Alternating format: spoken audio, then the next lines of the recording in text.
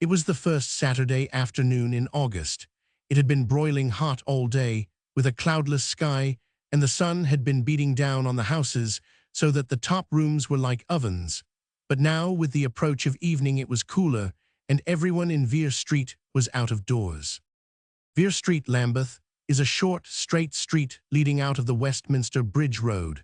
It has 40 houses on one side and 40 houses on the other, and these 80 houses are very much more like one another than ever peas are like peas, or young ladies. Like young ladies, they are newish, three-storied buildings of dingy grey brick with slate roofs, and they are perfectly flat, without a bow window or even a projecting cornice or windowsill to break the straightness of the line from one end of the street to the other. This Saturday afternoon, the street was full of life. No traffic came down Vere Street, and the cemented space between the pavements was given up to children. Several games of cricket were being played by wildly excited boys, using coats for wickets, an old tennis ball or a bundle of rags tied together for a ball, and generally an old broomstick for bat. The wicket was so large, and the bat so small, that the man in was always getting bowled.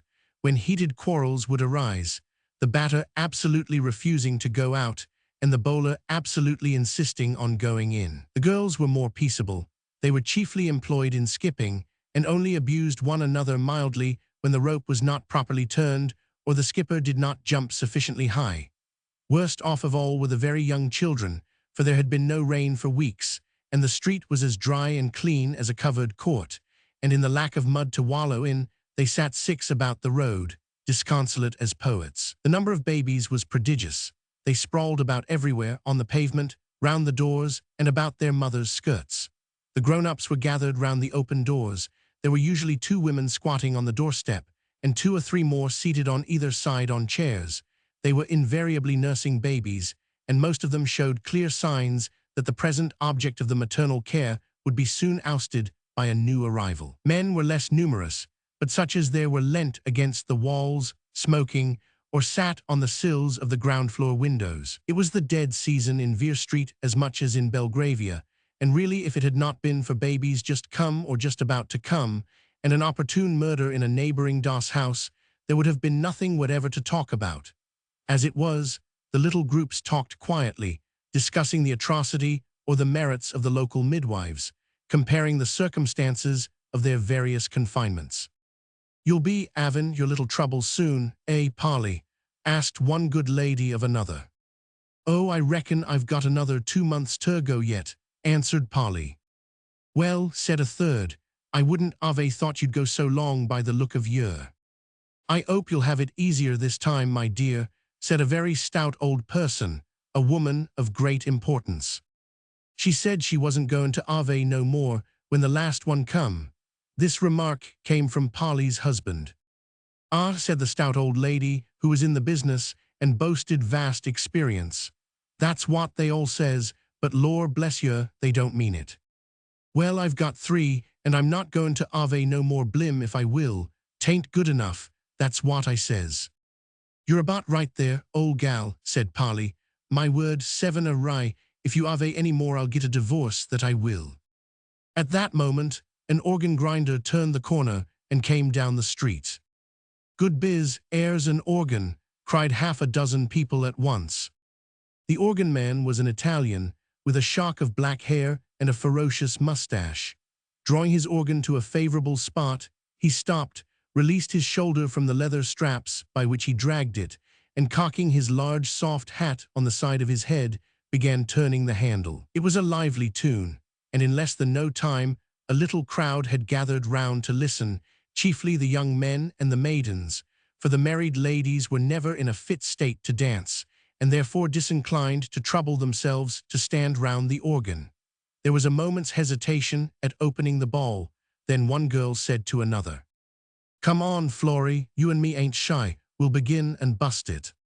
The 2 girls took hold of one another, one acting gentleman, the other lady. 3 or 4 more pairs of girls immediately joined them, and they began a waltz. They held themselves very upright, and with an air of grave dignity which was quite impressive, glided slowly about, making their steps with the utmost precision, bearing themselves with sufficient decorum for a court ball.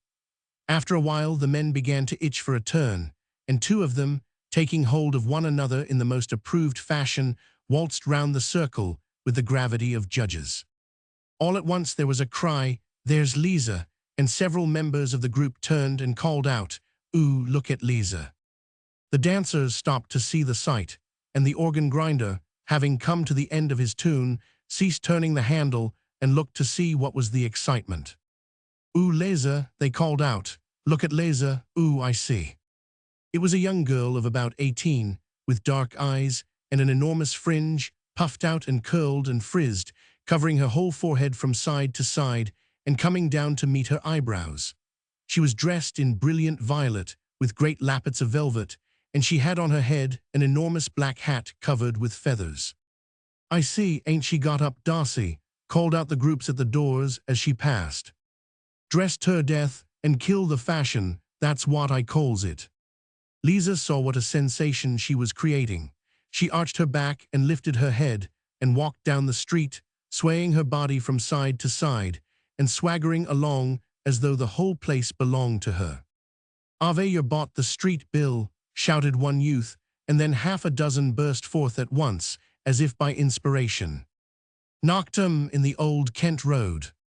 It was immediately taken up by a dozen more, and they all yelled it out. "Knocked 'em in the Old Kent Road. Ya, knocked 'em in the Old Kent Road." "Ooh, Liza," they shouted. The whole street joined in, and they gave long, shrill, ear-piercing shrieks and strange calls that rung down the street and echoed back again. "Hextra special," called out a wag. "Oh, Liza, ooh, ooh," yells and whistles, and then it thundered forth again. "Knocked 'em in the Old Kent Road." Liza put on the air of a conquering hero and sauntered on, enchanted at the uproar. She stuck out her elbows and jerked her head on one side and said to herself as she passed through the bellowing crowd, "This is jam. Knocked 'em in the Old Kent Road." When she came to the group round the barrel organ, one of the girls cried out to her, "Is that your new dress, Liza?" "Well, it don't look like my old one, do it?" said Liza. "Where did you get it?" asked another friend rather enviously. "Picked it up in the street, of course," scornfully answered Liza. "I believe it's the same one as I saw in the pawnbroker's down the road," said one of the men to tease her.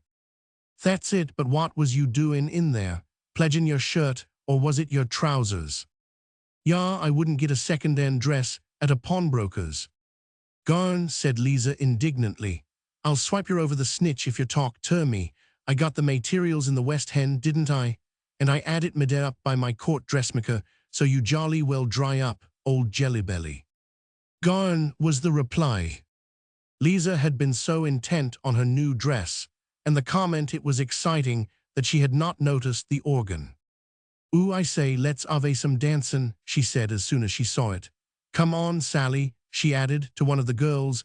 "You and me'll dance together. Grind away, old cock."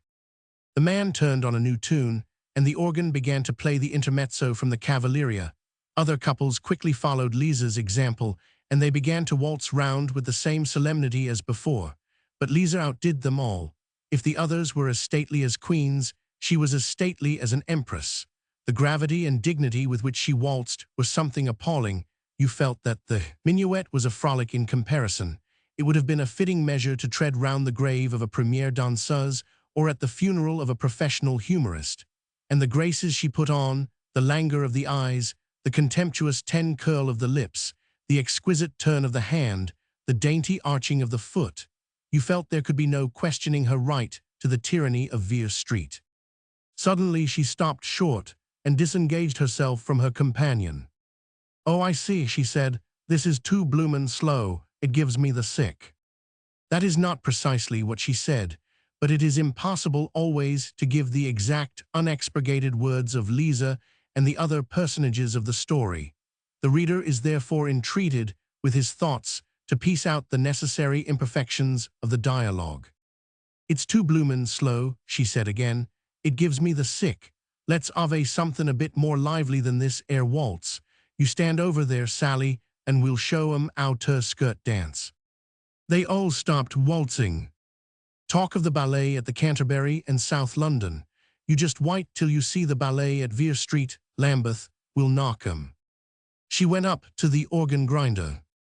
"Now then, Italiano," she said to him, "you buck up, give us a tune that's got some guts in it, see." She caught hold of his big hat and squashed it down over his eyes.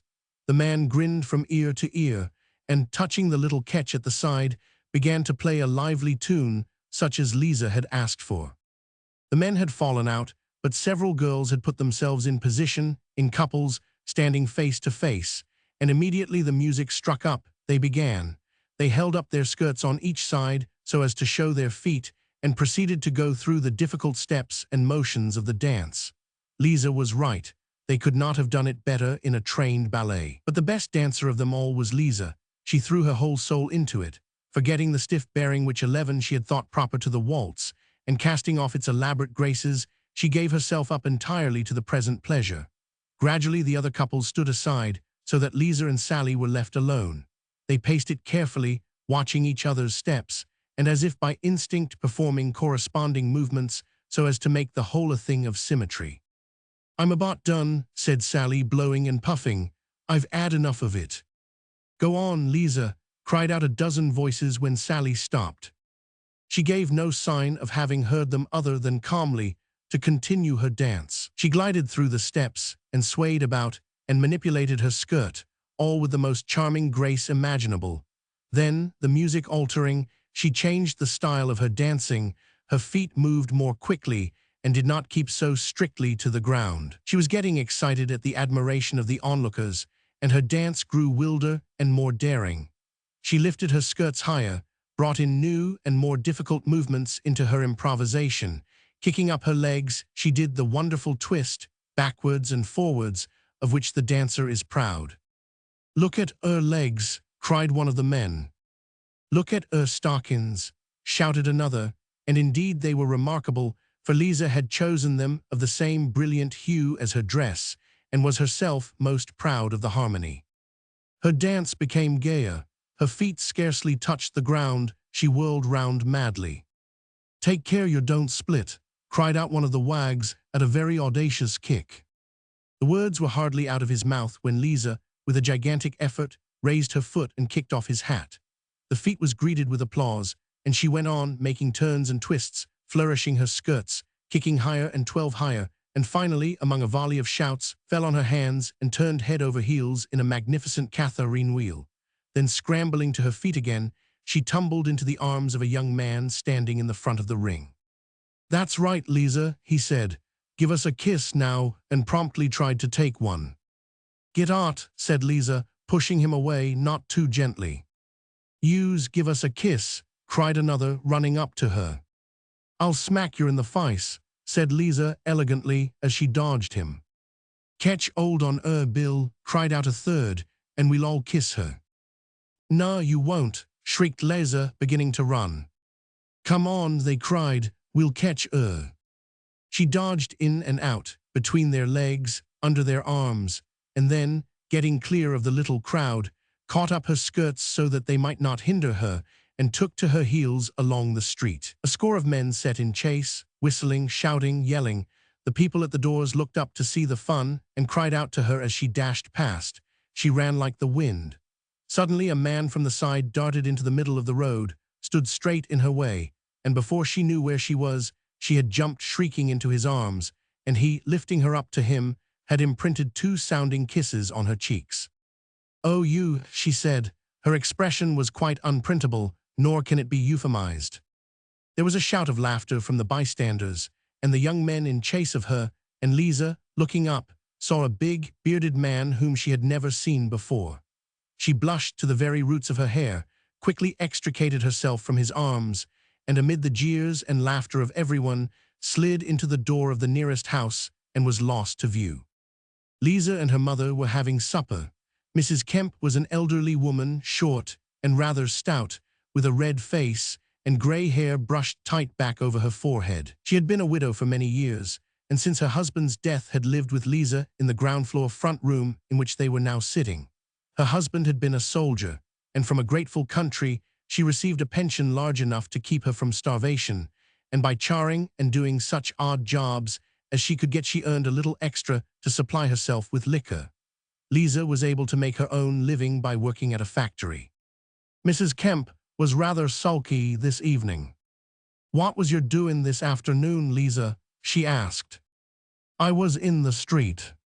"You're always in the street when I want you." "I didn't know as 'ow you wanted me, mother," answered Liza.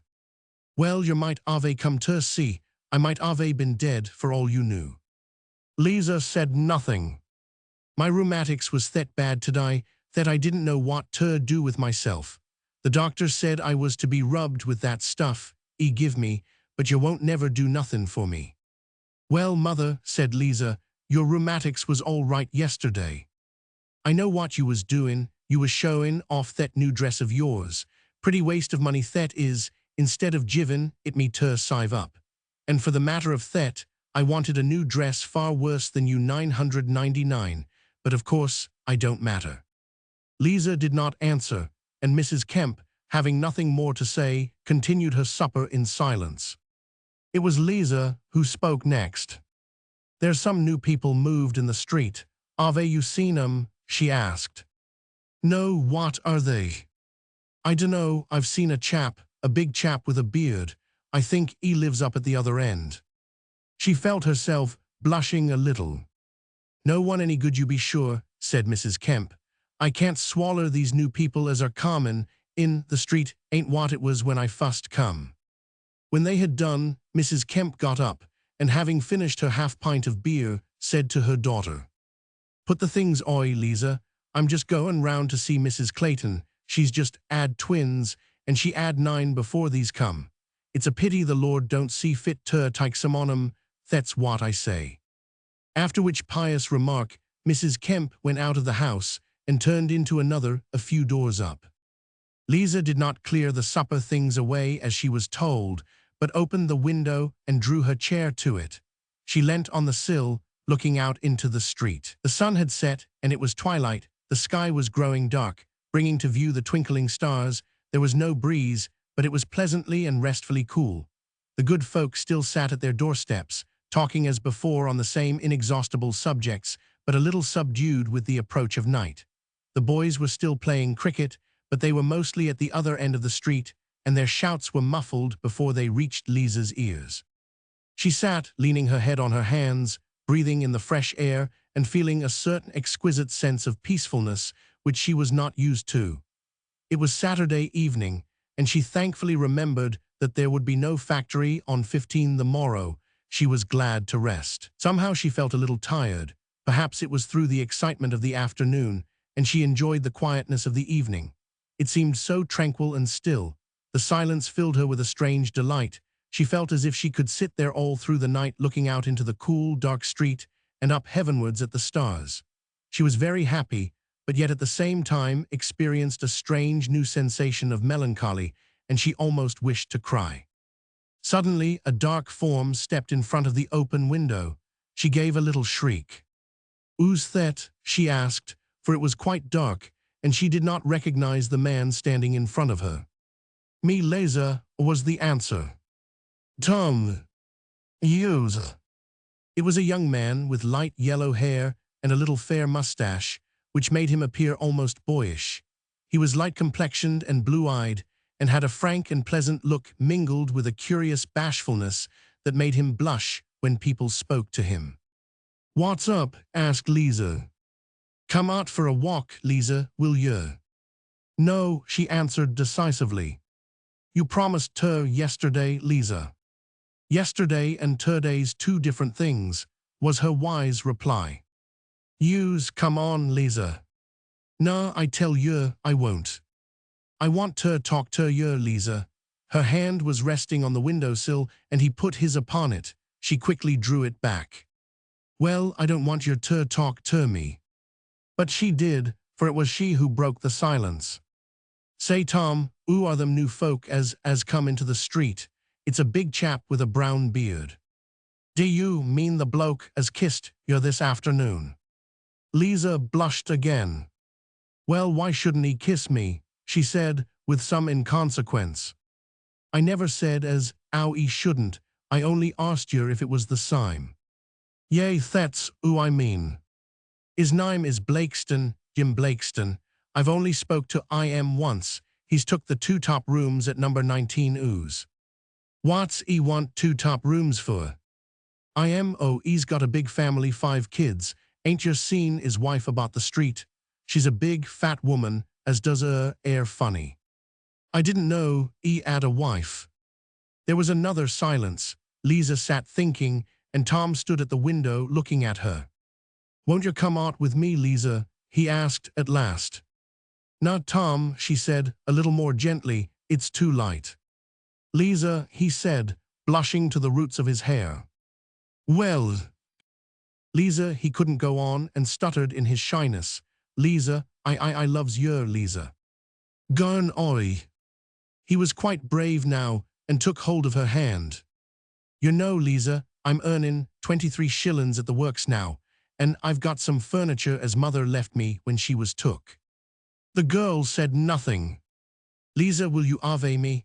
I'll make you a good husband, Liza, swap me Bob, I will, and you know I'm not a drinking sort. Liza, will you marry me? Not Tom, she answered quietly. Oh, Liza, won't you ave me? Not Tom, I can't. Why not? You've come out walking with me ever since Whitsun. Ah, things is different now. You're not walking out with anybody else, are you, Liza?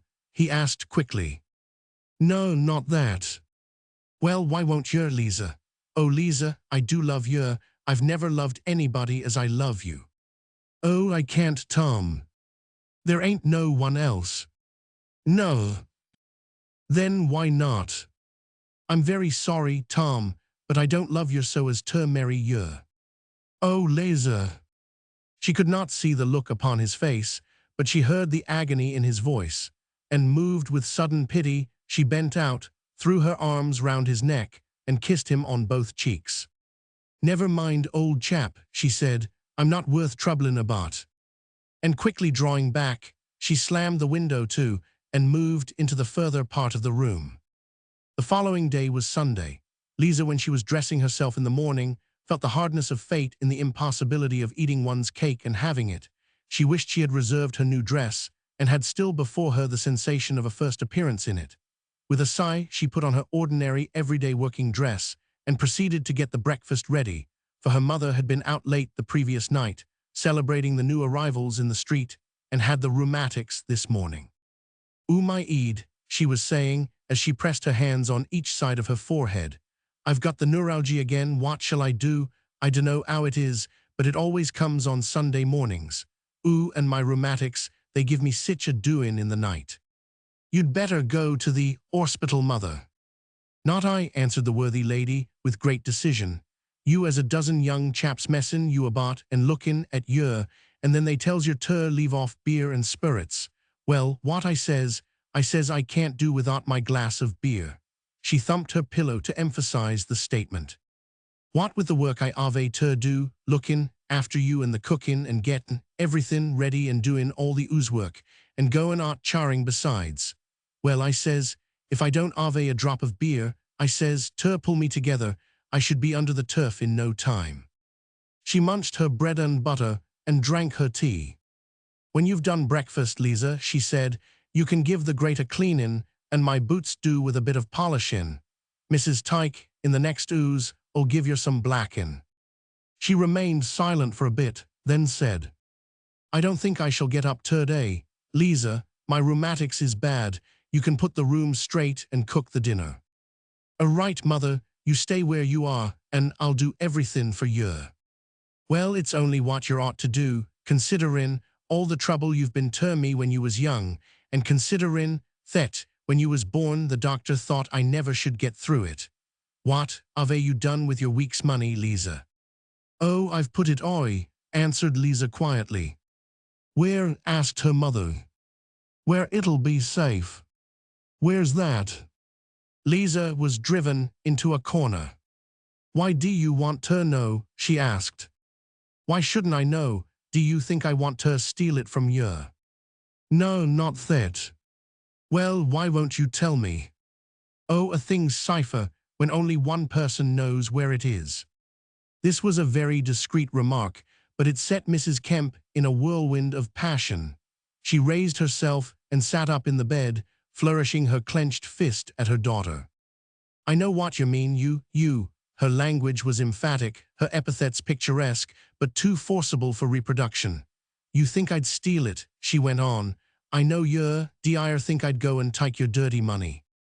"Well, mother," said Liza, "when I've told you before, the money's perspired like." "What d'yer mean?" "It got less." "Well, I can't help that, can I? Anyone can come in 'ere and take the money." "If it's Id and I, they can't, can they, mother?" said Liza. Mrs. Kemp shook her fist. "You dirty slut, you," she said. "You think I take your money?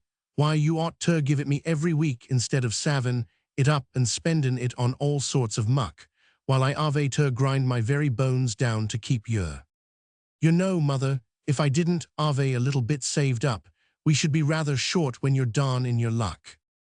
Mrs. Kemp's money always ran out on Tuesday, and Liza had to keep things going till the following Saturday. "Oh, don't talk to me," proceeded Mrs. Kemp. "When I was a girl, I give all my money to my mother. She never 'ad to ask me for nothing. On Saturday, when I come home with my wigs, I give it her every farthing. That's what a daughter ought to do. I can say this for myself. I behaved by my mother like a gal should. None of your prodigal sons for me. She didn't ave to ask me for 3 halfpence to get a drop of beer."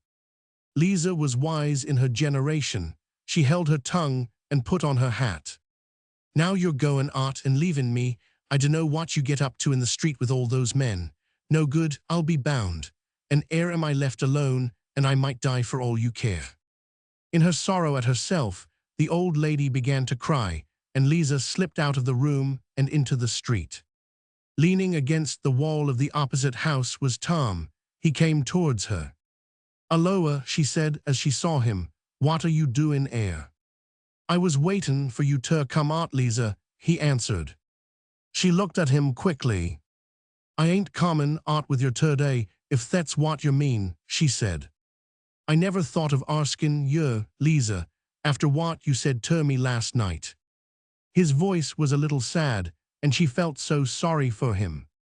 "But you did want to speak to me, didn't you, Tom?" she said more gently.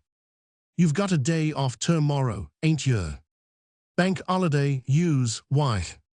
"Why, 'cause they've got a drag startin' from the Red Lion that's goin' down to Chingford for the day, and I'm goin'."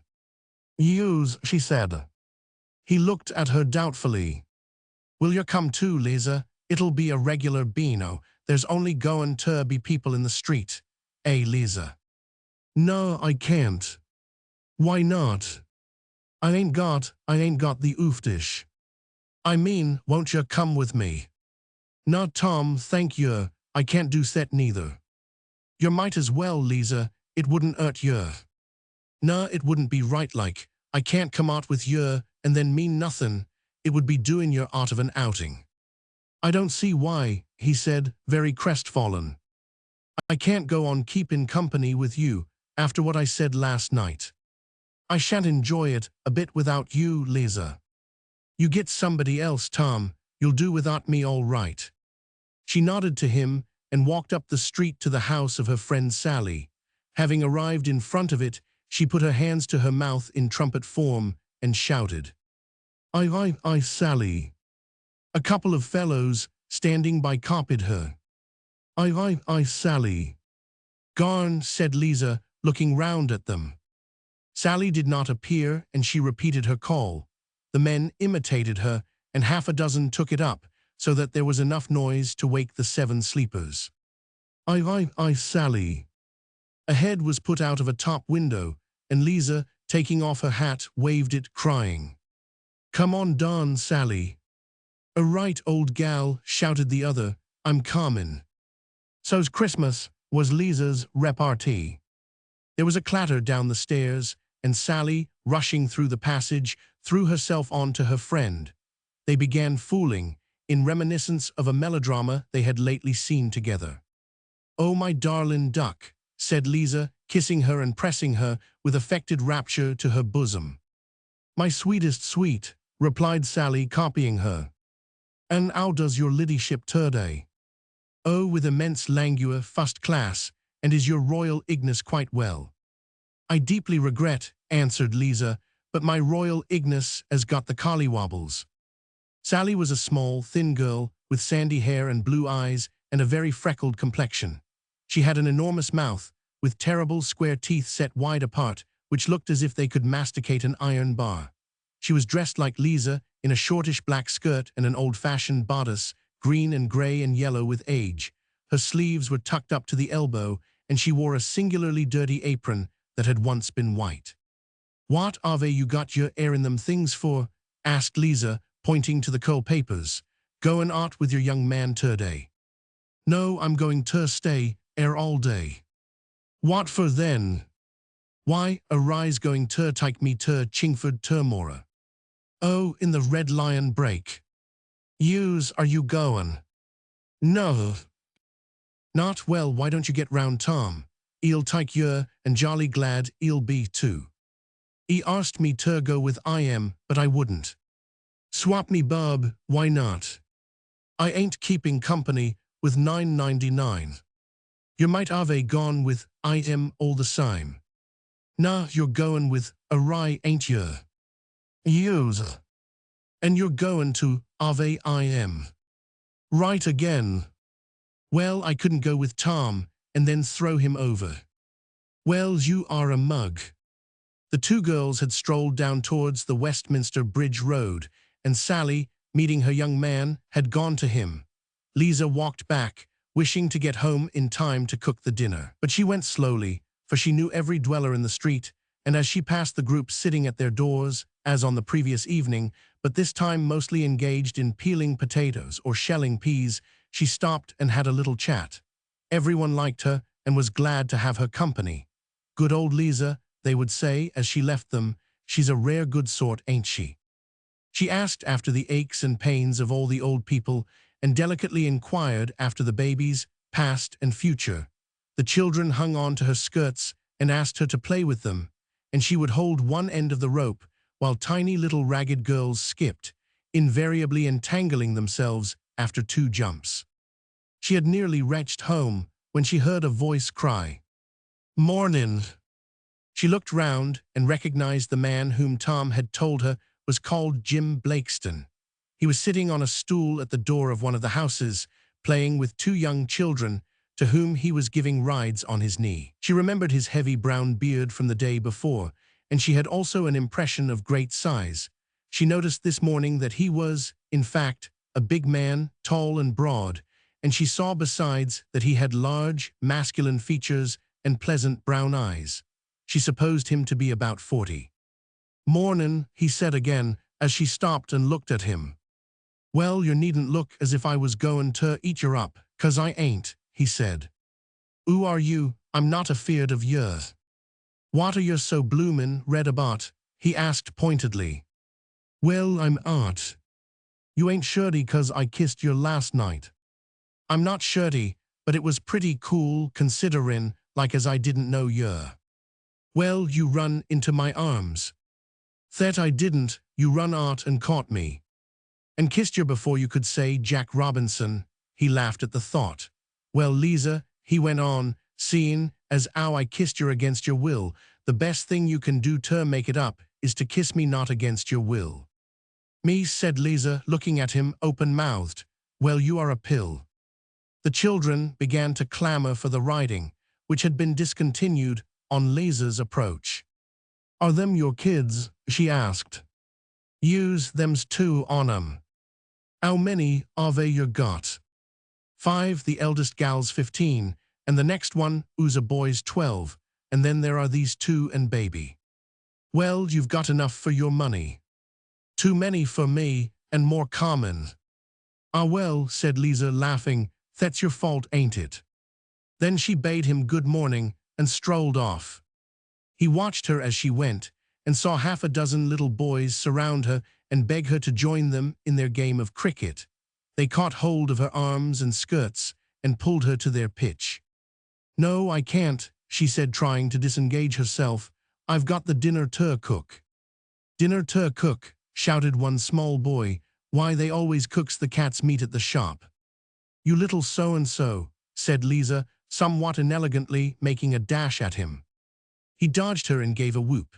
Then turning, he caught her round the legs, and another boy catching hold of her round the neck, they dragged her down, and all three struggled on the ground, rolling over and over. The other boys threw themselves on the top, so that there was a great heap of legs and arms and heads waving and bobbing up and down. Liza extricated herself with some difficulty, and taking off her hat, she began cuffing the boys with it, using all the time the most lively expressions.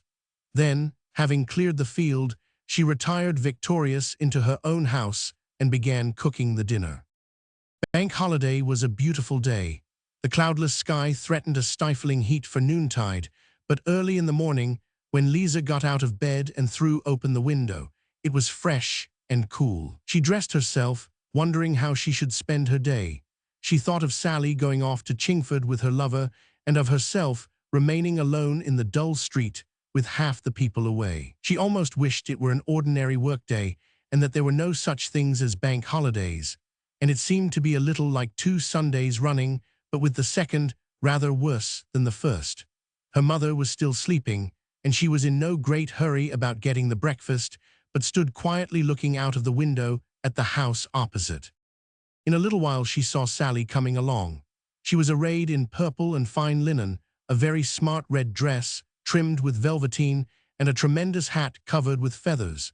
She had reaped the benefit of keeping her hair in curl papers since Saturday, and her sandy fringe stretched from ear to ear. She was in enormous spirits. "Aloha, Liza," she called as soon as she saw her at the window. Liza looked at her a little enviously. "Aloha," she answered quietly.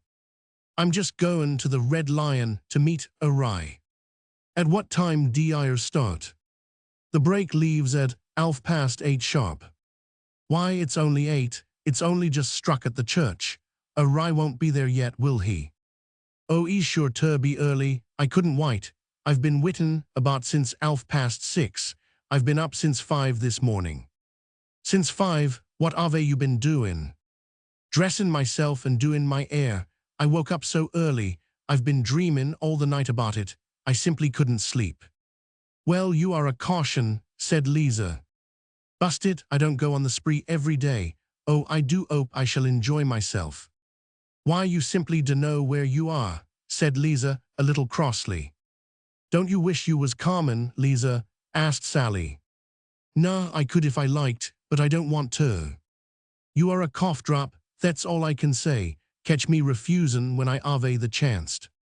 "Well, it's done now. I ain't got the chanced any more."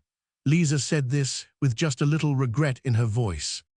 "Come on down to the Red Lion, Liza, and see us off," said Sally. "No, I'm damned if I do," answered Liza with some warmth. "You might as well. Perhaps a rye won't be there, and you can keep me company till he comes, and you can see the horses."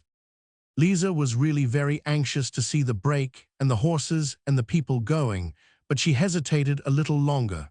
Sally asked her once again, then she said, "All right, I'll come with yer, and wait till the bloomin' old thing starts." She did not trouble to put on a hat, but just walked out as she was, and accompanied Sally to the public house, which was getting up the expedition. Although there was still nearly half an hour to wait, the break was drawn up before the main entrance.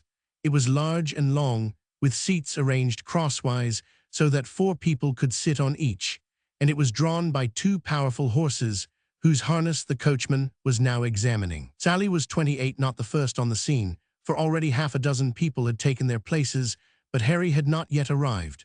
The 2 girls stood by the public door, looking at the preparations. Huge baskets full of food were brought out and stowed away. Cases of beer were hoisted up and put in every possible place under the seats, under the driver's legs, and even beneath the brake. As more people came up, Sally began to get excited about Harry's non-appearance. "I say, I wish he'd come," she said. "He is light." Then she looked up, and down the Westminster Bridge road to see if he was in view. "Suppose he don't turn up, I will give it I am when he comes for keepin' me witten like this." "Why, there's a quarter of an hour yet," said Liza, who saw nothing at all to get excited about. At last Sally saw her lover and rushed off to meet him. Liza was left alone, rather disconsolate at all this bustle and preparation. She was not sorry that she had refused Tom's invitation, but she did wish that she had conscientiously been able to accept it. Sally and her friend came up, attired in his Sunday best. He was a fit match for his ladylove. He wore a shirt and collar, unusual luxuries, and be carried under his arm a concertina to make things merry on the way. "Ain't you goin', Liza?" he asked in surprise at seeing her without a hat and with her apron on. "No," said Sally, "ain't she a soft? Tom said he'd take her and she wouldn't." "Well, I'm dashed." Then they climbed the ladder and took their seats, so that Liza was left alone again. More people had come along, and the break was nearly full. Liza knew them all, but they were too busy taking their places to talk to her. At last Tom came. He saw her standing there and went up to her. "Won't you change your mind, Liza, and come along with us?" "No, Tom, I told you I wouldn't. It's not right like." She felt she must repeat that to herself often. "I shan't enjoy it a bit without you," he said. "Well, I can't help it," she answered, somewhat sullenly. At that moment, a man came out of the public house with a horn in his hand. Her heart gave a great jump, for if there was anything she adored it was to drive along to the tootling of a horn. She really felt it was very hard lines that she must stay at home when all these people were going to have such a fine time, and they were all so merry, and she could picture to herself so well the delights of the drive and the picnic. She felt very much inclined to cry. But she mustn't go, and she wouldn't go. She repeated that to herself twice as the trumpeter gave a preliminary tootle. Two more people hurried along, and when they came near, Liza saw that they were Jim Blakeston and a woman whom she supposed to be his wife. "Are you comin', Liza?" Jim said to her. "No," she answered. "I didn't know you was goin'." "I wish you was comin'," he replied. "We shall have a game." She could only just keep back the sobs. She so wished she were going. It did seem hard that she must remain behind, and all because she wasn't going to marry Tom. After all, she didn't see why that should prevent her. There really was no need to refuse for that. She began to think she had acted foolishly. It didn't do anyone any good that she refused to go out with Tom, and no one thought it anything specially fine that she should renounce her pleasure. Sally merely thought her a fool. Tom was standing by her side, silent and looking disappointed and rather unhappy. Jim said to her in a low voice, "I am sorry you're not common." It was too much. She did want to go so badly, and she really couldn't resist any longer. If Tom would only ask her 30 once more, and if she could only change her mind reasonably and decently, she would accept. But he stood silent, and she had to speak herself. It was very undignified.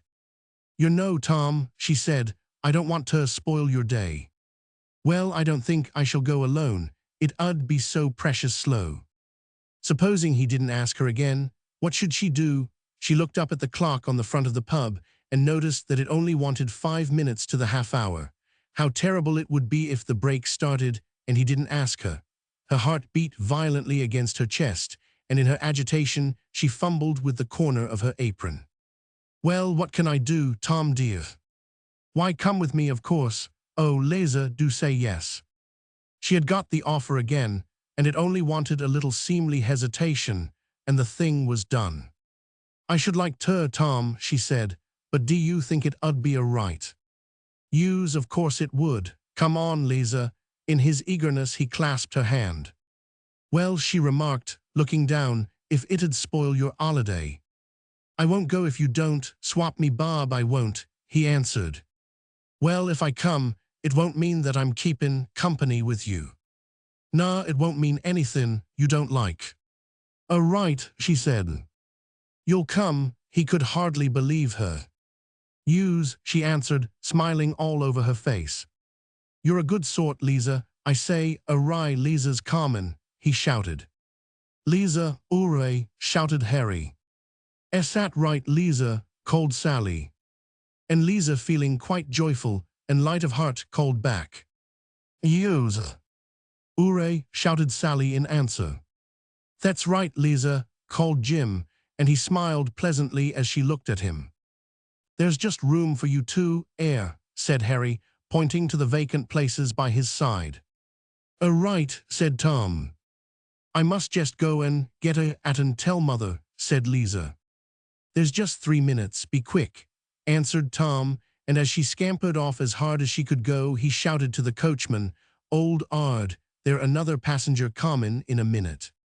A right, old cock, answered the coachman, no hurry. Liza rushed into the room and called to her mother, who was still asleep. Mother, mother, I'm going to Chingford. Then tearing off her old dress, she slipped into her gorgeous violet one. She kicked off her old ragged shoes and put on her new boots. She brushed her hair down and rapidly gave her fringe a twirl and a twist. It was luckily still moderately in curl from the previous Saturday, and putting on her black hat with all the feathers, she rushed along the street and scrambling up the brake steps fell panting on Tom's lap.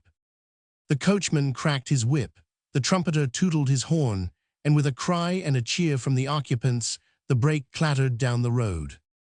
As soon as Liza had recovered herself, she started examining the people on the brake. And first of all, she took stock of the woman whom Jim Blakeston had with him. This is my missus, said Jim, pointing to her with his thumb. You ain't been down in the street much, have you? Said Liza, by way of making the acquaintance. Nah, answered Mrs. Blakeston, my youngster's been down with the measles, and I've 'ad my work cut out lookin' after 9.99. Oh, and is he all right now? You's he's gettin' on fine, and Jim wanted to go to Chingford today, and he says to me, well, he says, you come along to Chingford too, it'll do you good. And he says, you can leave Polly, she's my eldest, you know, you can leave Polly, says he, to look after the kids. So I says, well, I don't mind if I do, says one.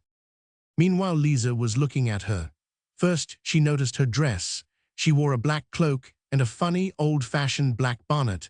Then examining the woman herself, she saw a middle-sized, stout person anywhere between 30 and 40 years old. She had a large, fat face with a big mouth, and her hair was curiously done, parted in the middle and plastered down on each side of the head in little plaits. One could see that she was a woman of great strength, notwithstanding evident traces of hard work and much childbearing. Liza knew all the other passengers, and now that everyone was settled down and had got over the excitement of departure, they had time to greet one another. They were delighted to have Liza among them, for where she was there 33 was no dullness. Her attention was first of all taken up by a young coster who had arrayed himself in the traditional costume, grey suit, tight trousers, and shiny buttons in profusion. "What cheer, Bill?" she cried to him. "What cheer, Liza?" he answered. "You are got up, Darcy, you'll knock 'em." "Now then, Liza Kemp," said his companion, turning round with mock indignation, "you let my Johnny alone. If you come gettin' round, I'll give you what for." "A right, Clary Sharp, I don't want answered Liza. "I've got one of my own, and that's a good handful, ain't it, Tom?" Tom was delighted, and unable to find a repartee, in his pleasure gave Liza a great nudge with his elbow. "Ooh, I say," said Liza, putting her hand to her side. "Take care of my ribs, you'll break 'em." "Them's not your ribs," shouted a candid friend. "Them's your whalebones you're afraid of breaking." "Garn! Ave you got whalebones," said Tom, with affected simplicity, putting his arm round her waist to feel. "Now then," she said, "keep off the grass." "Well, I only wanted to know if you'd got any." "Garn, you don't get round me like that." He still kept as he was. "Now then," she repeated, "take you and away. If you touch me there you'll ave to marry me." "That's just what I wants to do, Liza." "Shut it," she answered cruelly, and drew his arm away from her waist. The horses scampered on, and the man behind blew his horn with vigor. "Don't bust yourself, governor," said one of the passengers to him when he made a particularly discordant sound. They 34 drove along eastwards, and as the hour grew later, the streets became more filled and the traffic greater. At last they got on the road to Chingford, and caught up numbers of other vehicles going in the same direction: donkey chaises, pony carts, tradesmen's carts, dog carts, drags, brakes, every conceivable kind of wheel thing, all filled with people, the wretched donkey dragging along 4 solid ratepayers to the pair of stout horses, easily managing a couple of score. They exchanged cheers and greetings as they passed, the Red Lion brake being noticeable above all for its uproariousness. As the day wore on, the sun became hotter, and the road seemed more dusty and threw up a greater heat. "I am getting hot," was the common cry, and everyone began to puff and sweat. The ladies removed their cloaks and capes, and the men, following their example, took off their coats and sat in their shirt sleeves. Whereupon ensued much banter of a not particularly edifying kind, respecting the garments which each person would like to remove, which showed that the innuendo of French farce is not so unknown to the upright, honest Englishman as might be supposed. At last came in sight the halfway house, where the horses were to have a rest and a sponge down. They had been talking of it for the last quarter of a mile, and when at length it was observed on the top of a hill, a cheer broke out, and some thirsty wag began to sing Rule Britannia, whilst others burst forth with a different national ditty, Beer, glorious beer. They drew up before the pub entrance, and all climbed down as quickly as they could. The bar was besieged, and potmen and barmaids were quickly busy drawing beer and handing it over to the eager folk outside. The idol of Corydon and Phillies. Gallantry ordered that the faithful swain and the amorous shepherdess should drink out of one and the same pot. "Hurry up and ave your whack," said Corydon, politely handing the foaming bowl for his fair one to drink from. Phillies, without replying, raised it to her lips and drank deep. The swain watched anxiously. "Give us a chance," he said, as the pot was raised higher and higher, and its contents appeared to be getting less and less. At this, the amorous shepherdess stopped and handed the pot to her lover. "Well, I'm dashed," said Corydon, looking into it, and added, "I guess you know a thing or two." Then, with courtly grace, putting his own lips to the place where had been those of his beloved, finished the pint. "Go lum," remarked the shepherdess, smacking her lips. "That was something like," and she put out her tongue and licked her lips, and then breathed deeply. The faithful swain, having finished, gave a long sigh and said, "Well, I could do with some more. For the matter of that, I could do with a gargle." Thus encouraged, the gallant returned to the bar and soon brought out a second pint. "You ave fust pop," amorously remarked Phillies, and he took a long drink and handed the pot to her. She, with maiden modesty, turned it so as to have a different part to drink from, but he remarked as he saw her, "You are bloomin' particular." Then, unwilling to grieve him, she turned it back again and applied her ruby lips to the place where his had been. "Now we shan't be long," she remarked as she handed him back the pot. The faithful swain took out of his pocket a short clay pipe, blew through it, filled it, and began to smoke, while Phillies sighed at the thought of the cool liquid gliding down her throat, and with the pleasing recollection gently stroked 36 her stomach. Then Corydon spat, and immediately his love said, "I can spit farther than that." "I bet you can't." She tried, and 999. He collected himself and spat again, further than before. She followed him, and in this idyllic contest they remained till the tootling horn warned them to take their places. At last they reached Chingford, and here the horses were taken out, and the drag, on which they were to lunch, drawn up in a sheltered spot. They were all rather hungry, but as it was not yet feeding time, they scattered to have drinks meanwhile. Liza and Tom, with Sally and her young man, went off together to the nearest public house, and as they drank beer, Harry, who was a great sportsman, gave them a graphic account of a prize fight he had seen on the previous Saturday evening, which had been rendered specially memorable by one man being so hurt that he had died from the effects. It had evidently been a very fine affair, and Harry said that several swells from the West End had been present, and he related their ludicrous efforts to get in without being seen by anyone, and their terror when someone to frighten them called out, "Copper." Then Tom and he entered into a discussion on the subject of boxing, in which Tom, being a shy and undogmatic sort of person, was entirely worsted. After this, they strolled back to the break, and found things being prepared for luncheon. The hampers were brought out and emptied, and the bottles of beer in great profusion made many a thirsty mouth thirstier. "Come along, ladies and gentlemen, if you are gentlemen," shouted the coachman. "The animals is now goin' to be fed." Garn oi, answered somebody, we're not animals, we don't drink water. You're too clever, remarked the coachman. I can see you've just come from the board school. As the former speaker was a lady of quite mature appearance, the remark was not without its little irony. The other man blew his horn by way of grace, at which Liza called out to him. Don't do that, you'll bust, I know you will, and if you bust you'll quite spoil my dinner. Then they all set to. Pork pies, saveloys, sausages, cold potatoes, hard-boiled eggs, cold bacon, veal, ham, crabs and shrimps, cheese, butter, cold suet puddings and treacle, gooseberry tarts, cherry tarts, butter, bread, more sausages, and yet again pork pies. They devoured the provisions like ravening beasts, stolidly, silently, earnestly, in large mouthfuls which they shoved down their throats unmasticated. The intelligent foreigner, seeing them thus dispose of their food, would have understood why England is a great nation. He would have understood why Britons never will be slaves.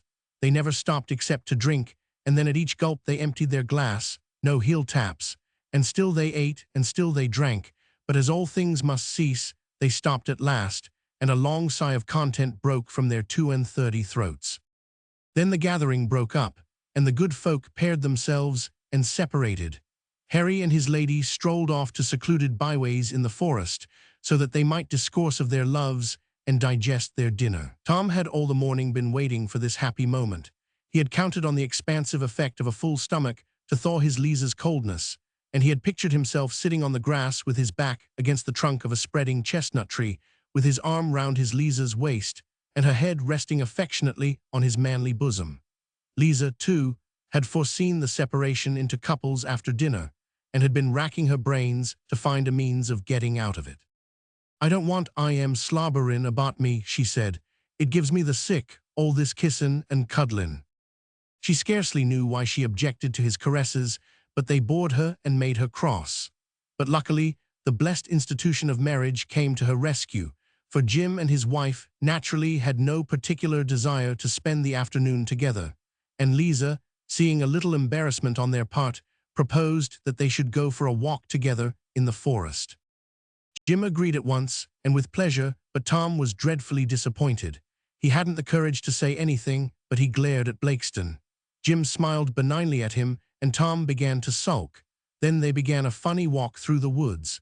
Jim tried to go on with Liza, and Liza was not at all disinclined to this, for she had come to the conclusion that Jim, notwithstanding his cheek, was not Alf a bad sort. But Tom kept walking alongside of them, and as Jim slightly quickened his pace so as to get Liza on in front, Tom quickened his, and Mrs. Blakeston, who didn't want to be left behind, had to break into a little trot to keep up with them. Jim tried also to get Liza all to himself in the conversation and let Tom see that he was out in the cold, but Tom would break in with cross, sulky remarks just to make the others uncomfortable. Liza at last got rather vexed with him. Strikes me you got out of bed the wrong way this mornin', she said to him. You didn't think that when you said you'd come out with me. He emphasized the me. Liza shrugged her shoulders. You give me the she said. If you wants to make a fool of yourself, you can go elsewhere and do it. I suppose you want me to go oi now, he said angrily. I didn't say I 999. Right, Liza, I won't stay where I'm not wanted. And 39 turning on his heel, he marched off, striking through the underwood into the midst of the forest. He felt extremely unhappy as he wandered on, and there was a choky feeling in his throat as he thought of Liza. She was very unkind and ungrateful, and he wished he had never come to Chingford. She might so easily have come for a walk with him instead of going with that beast of a Blakeston. She wouldn't ever do anything for him, and he hated her. But all the same, he was a poor foolish thing in love, and he began to feel that perhaps he had been a little exacting and a little forward to take offense. And then he wished he had never said anything, and he wanted so much to see her and make it up. He made his way back to Chingford, hoping she would not make him wait too long. Liza was a little surprised when Tom turned and left them. What, as he got the needle about, she said. Why, he's jealous, answered Jim with a laugh. Tom jealous? You's jealous of me. Well, he ain't got no cause to be jealous of anyone, that he ain't, said Liza, and continued by telling him all about Tom, how he had wanted to marry her and she wouldn't have him, and how she had only agreed to come to Chingford with him on the understanding that she should preserve her entire freedom. Jim listened sympathetically, but his wife paid no attention. She was doubtless engaged in thought respecting her household or her family. When they got back to Chingford, they saw Tom standing in solitude looking at them. Liza was struck by the woebegone expression on his face. She felt she had been cruel to him, and leaving the Blakestons went up to him. "I say, Tom," she said, "don't take on so, I didn't mean it." He was bursting to apologize for his behavior. "You know, Tom," she went on, "I'm rather astray, and I'm sorry I said what I 999. Oh, Liza, you are good, you ain't cross with me." "Me, nah, it's you that oughter be cross. You are a good sort, Liza. You ain't vexed with me." "Give me Liza every time, that's what I say," he answered as his face lit up. "Come along and have tea, and then we'll go for a donkey ride." The donkey ride was a great success. Liza was a little afraid at first, so Tom walked by her side to take care of her.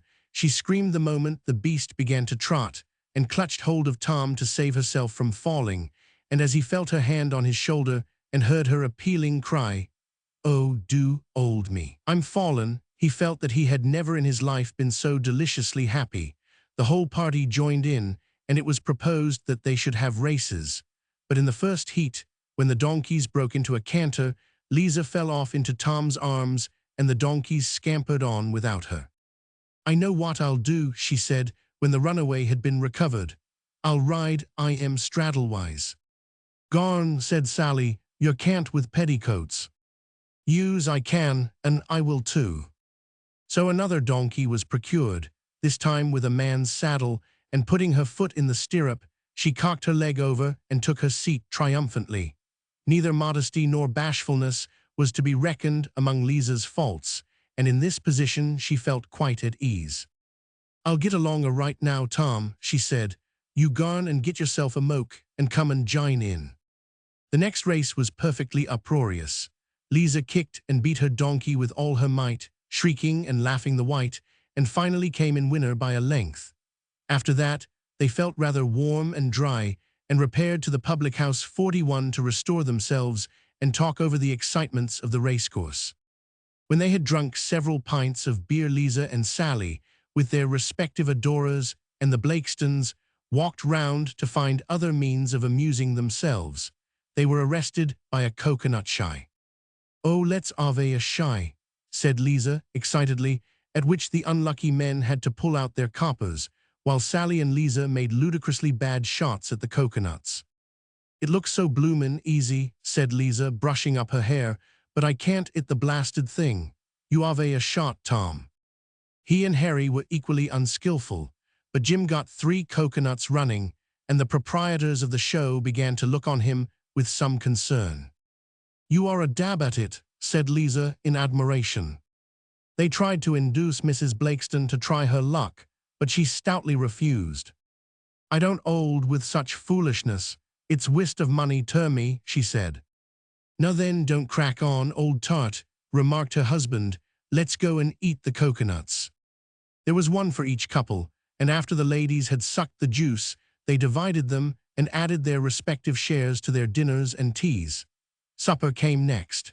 Again they fell to sausage rolls, boiled eggs, and savouries, and countless bottles of beer were added to those already drunk. "I dunno how many bottles of beer I've drunk. I've lost count," said Liza, whereat there was a general laugh. They still had an hour before the break was to start back, and it was then the concertinas came in useful. They sat down on the grass, and the concert was begun by Harry, who played a solo. Then there was a call for a song, and Jim stood up and sang that ancient ditty, "Oh, dem golden kippers, oh." There was no shyness in the company, and Liza, 42 almost without being asked, gave another popular comic song. Then there was more concertina playing, and another demand for a song. Liza turned to Tom, who was sitting quietly by her side. "Give us a song, old cock," she said. "I can't," he answered. "I'm not a singin' sort," at which Blakeston got up and offered to sing again. "Tom is rather a soft," said Liza to herself, "not like that cove Blakeston." They repaired to the public house to have a few last drinks before the break started. and when the horn blew to warn them, rather unsteadily, they proceeded to take their places. Liza, as she scrambled up the steps, said, "Well, I believe I'm boozed." The coachman had arrived at the melancholy stage of intoxication and was sitting on his box holding his reins with his head bent on his chest. He was thinking sadly of the long-lost days of his youth and wishing he had been a better man. Liza had no respect for such holy emotions, and she brought down her fist on the crown of his hat and bashed it over his eyes. "Now then, old jellybelly," she said, "what's the good of 'avin' a fice as long as a kite?" He turned round and smote her. "Jellybelly yourself," said he. "Puddin' fice," she cried. "Kite fice. Boss I." She was tremendously excited, laughing and singing, keeping the whole company in an uproar. In her jollity she had changed hats with Tom, and he and her big feathers made her shriek with laughter. When they started, they began to sing, "For 'e's a jolly good feller," making the night resound with their noisy voices. Liza and Tom and the Blakestons had got a seat together, Liza being between the two men. Tom was perfectly happy and only wished that they might go on so forever. Gradually, as they drove along, they became quieter, their singing ceased, and they talked in undertones. Some of them slept. Sally and her young man were leaning up against one another, slumbering quite peacefully. The night was beautiful, the sky still blue, very dark, scattered over with countless brilliant stars, and Liza, as she looked up at the heavens, felt a certain emotion, as if she wished to be taken in someone's arms or feel some strong man's caress, and there was in her heart a strange sensation as though it were growing big. She stopped speaking, and all four were silent. Then slowly she felt Tom's arm steal round her waist, cautiously, as though it were afraid of being there. This time both she and Tom were happy. But suddenly there was a movement on the other side of her, a hand was advanced along her leg, and her hand was grasped and gently pressed. It was Jim Blakeston. She started a little and began trembling so that Tom noticed it and whispered, "You're cold, Liza." "Nah, I'm not, Tom. It's only a sort of shiver that went through me." His arm gave her waist a squeeze, and at the same time the big rough hand pressed her little one. And so she sat between them till they reached the Red Lion in the Westminster Bridge Road, and Tom said to himself, "I believe she does care for me after all." When they got down, they all said good night, and Sally and Liza, with their respective slaves and the Blakestons, marched off homewards. At the corner of Vere Street, Harry said to Tom and Blakeston, "I say, you blokes, let's go and have another drink before clossin' time." "I don't mind," said Tom, "after we've took the gals 'ome." "Then we shan't have time, it's just on clossin' time now," answered Harry. "Well, we can't leave 'em here." You can," said Sally. "No one'll run away with us." Tom did not want to part from Liza, but she broke in with, "Yous go on, Tom. Sally and me'll get along right, and you ain't got too much time." "Yous good night, awry," said Sally to settle the matter. "Good night, old gal," he answered. "Give us another slobber." And she, not at all unwilling, surrendered herself to him, while he imprinted two sounding kisses on her cheeks. "Good night, Tom," said Liza, holding out her hand.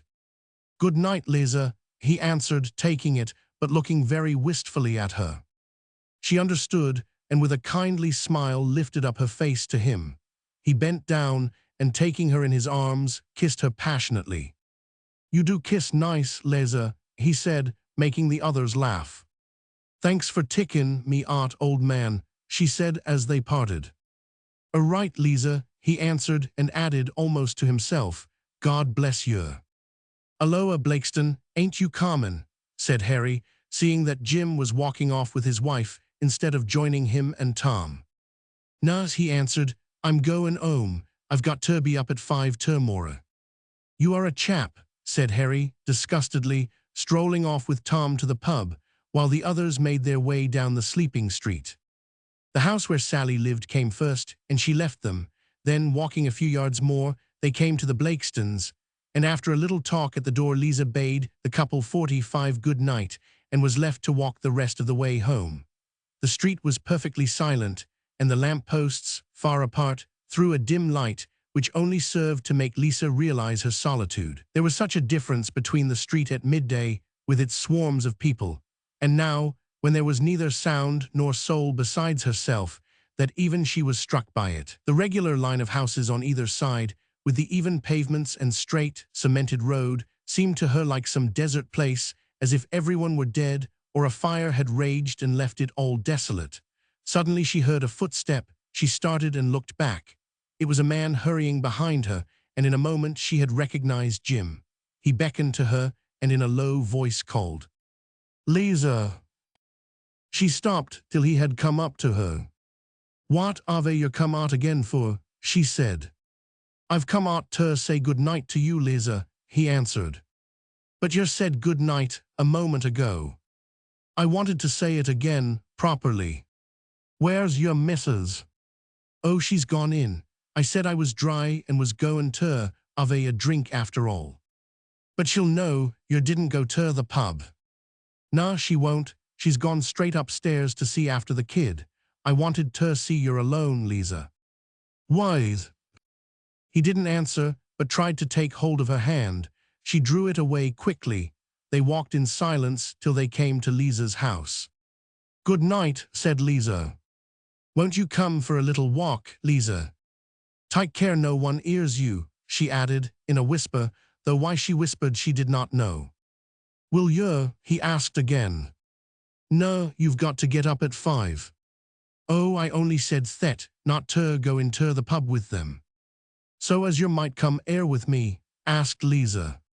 "Yous." "No, I'm not common. Good night." "Well, say good night nicely." "What do you mean?" "Tom said you did kiss nice." She looked at him without speaking, and in a moment he had clasped his arms round her, almost lifting her off her feet, and kissed her. She turned her face away. "Give us your lips, Liza," he whispered, "give us your lips." He turned her face without resistance and kissed her on the mouth. At last she tore herself from him, and opening the door slid away into the house. Next morning, on her way to the factory, Liza came up with Sally. They were both of them rather stale and bedraggled after the day's outing. Their fringes were ragged and untidily straying over their foreheads. Their back hair, carelessly tied in a loose knot, fell over their necks and threatened completely to come down. Liza had not had time to put her hat on and was holding it in her hand. Sally's was pinned on sideways, and she had to bash it down on her head every now and then to prevent its coming off. Cinderella herself was not more transformed than they were, but Cinderella, even in her rags, was virtuously tidy and patched up, while Sally had a great tear in her shabby dress, and Liza's stockings were falling over her boots. "What cheer, Sal?" said Liza when she caught her up. "Oh, I ave got sich a ead on me this mornin'," she remarked, turning round a pale face, heavily lined under the eyes. "I don't feel too chirpy neither," said Liza sympathetically. "I wish I hadn't drunk so much beer," added Sally, as a pang shot through her head. "Oh, you'll be all right in a bit," said Liza. Just then they heard the clock strike 8, and they began to run so that they might not miss getting their tokens and thereby their day's pay. They turned into the street, at the end of which was the factory, and saw 100 women running like themselves to get in before it was too late. All the morning Liza worked in a dead-and-alive sort of fashion, her head like a piece of lead with electric shocks going through it when she moved, and her tongue and mouth hot and dry. At last lunchtime came. "Come on, Sal," said Liza. "I'm going to have a glass o' bitter. I can't stand this no longer." So they entered the public house opposite, and in one draught finished their pots. Liza gave a long sigh of relief. "That bucks you up, don't it?" "I was dry. I ain't told you yet, Liza, ave I. He got it out last night." "Who d'yer mean?" "Why, Rye, he spit it out at last." "Arst your turn I'm the day," said Liza, smiling. "That's it. And did you?" "Didn't I jest?" answered Sally with some emphasis. "I always told you I'd get off before you." "Yous," said Liza, thinking. "You know, Liza, you'd better take Tom. He ain't a bad sort." She was quite patronizing. "I'm goin' to take who I like, and it ain't nobody's business but mine." Right, Liza, don't get shirty over it. I don't mean no offense. What d'yer say it for then? Well, I thought as seeing as you'd gone out with I am yesterday that you meant ter after all. He wanted ter take me, I didn't ask 9.99. Well, I didn't ask my awry either. I never said you did, replied Liza. Oh, you've got the you ave, finished Sally rather angrily. The beer had restored Liza. She went back to work without a headache and, except for a slight languor, feeling no worse for the previous day's debauch. As she worked on, she began going over in her mind the events of the preceding day, and she found entwined in all her thoughts the burly person of Jim Blakeston. She saw him walking by her side in the 49 Forest, presiding over the meals, playing the concertina, singing, joking, and finally, on the drive back, she felt the heavy form by her side and the big, rough hand holding hers, while Tom's arm was round her waist. Tom, that was the first time he had entered her mind, and he sank into a shadow beside the other. Last of all, she remembered the walk home from the pub, the good nights, and the rapid footsteps as Jim caught her up, and the kiss. She blushed and looked up quickly to see whether any of the girls were looking at her. She could not help thinking of that moment when he took her in his arms. She still felt the roughness of his beard pressing on her mouth. Her heart seemed to grow larger in her breast, and she caught for breath as she threw back her head as if to receive his lips again. A shudder ran through her from the vividness of the thought. "What are you shiverin' for, Liza?" asked one of the girls. "You ain't cold." "Not much," answered Liza, blushing awkwardly on her meditations being broken into. "Why, I'm sweatin' so, I'm drippin' wet. I expect you're caught cold in the forest yesterday. I see your mash as I was comin' along this mornin'." Liza stared a little. "I ain't got one, d'yer mean ice? You're only Tom, of course. 'E did look washed out. What was you doin' with I am yesterday? 'E ain't got nothin' ter do with me, 'e ain't. Garn, don't you tell me." The bell rang, and throwing over their work, the girls trooped off, and after chattering in groups outside the factory gates for a while, made their way in different directions to their respective homes. Liza and Sally went along together. "I see we are common, art," cried Sally, seeing the advertisement of a play being acted at the neighboring theater. "I should like to see that," said Liza, as they stood arm-in-arm 50 in front of the flaring poster. It represented 2 rooms and a passage in between. In one room, a dead man was lying on the floor, while 2 others were standing horror-stricken, listening to a youth who was in the passage, knocking at the door. "You see, they've killed I.M., said Sally excitedly. "Yous any fool can see that, and the one outside, what's 'e doin' of? Ain't 'e beautiful? I'll get my right ter take me, I will. I should like ter see it. 'E said 'e'd take me to the play." They strolled on again, and Liza, leaving Sally, made her way to her mother's. She knew she must pass Jim's house and wondered whether she would see him. But as she walked along the street, she saw Tom coming the opposite way. With a sudden impulse, she turned back so as not to meet him and began walking the way she had come. Then, thinking herself a fool for what she had done, she turned again and walked towards him. She wondered if she had seen her or noticed her movement, but when she looked down the street he was nowhere to be seen. He had not caught sight of her and had evidently gone in to see a mate in one or other of the houses. She quickened her step, and passing the house where lived Jim, could not help looking up. He was standing at the door watching her, with a smile on his lips. "I didn't see yer, Mr. Blakeston," she said, as he came up to her. "Didn't yer? Well, I knew yer would, and I was waitin' for yer ter look up. I see yer before ter day." "No, when?" "I passed behind yer as you and that other girl was lookin' at the advertisement of that play. I never see yer." "Nah, I know yer didn't. I 'ear yer say you says, I should like to see that." "Yous and I should too." "Well, I'll take yer." "Yous." "Yous, why not? I like that. What would your missus say?" "She wouldn't know." "But the neighbors would." "No, they wouldn't. No one see us." He was speaking in a low voice so that people could not hear. "You could meet me outside the theater," he went on. "Nah, I couldn't go with you. you're a married man's. Garn, what's the matter, just ter go ter the ply. And besides, my missus can't come if she wanted, she's got the kids ter look after. I should like ter see it, said Liza meditatively. They had reached her house, and Jim said, well, come out this evening, and tell me if you will, Liza. No, I'm not comin' out this evening. That won't hurt yer, I shall wait for yer. Tain't a bit of good you're waiting, 'cause I shan't come. Well then, look 'ere, Liza, next Saturday night's the last night, and I shall go to the theatre anyhow. And if you'll come, you just come to the door at 6:30, and you'll find me there, see?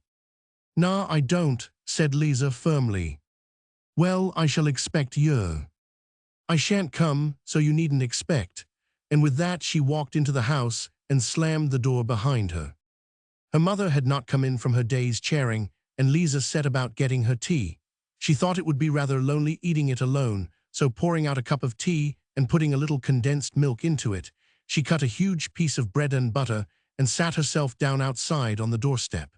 52 another woman came downstairs, and seeing Liza, sat down by her side and began to talk.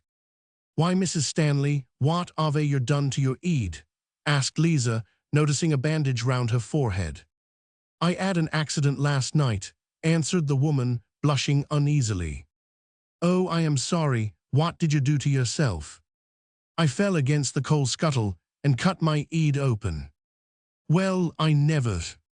To tell you the truth, I had a few words with my old man, but one doesn't like them things to get about. You won't tell anyone, will you? Not me, answered Liza. I didn't know your husband was like that. Oh, he's as gentle as a lamb when he's sober, said Mrs. Stanley apologetically. But, Lord bless you, when he's had a drop too much he's a demon, and there's no two ways about it. And you ain't been married long neither, said Liza. No, not above 18 months, ain't it disgraceful? That's what the doctor at the orspital says ter me. I had ter go ter the orspital.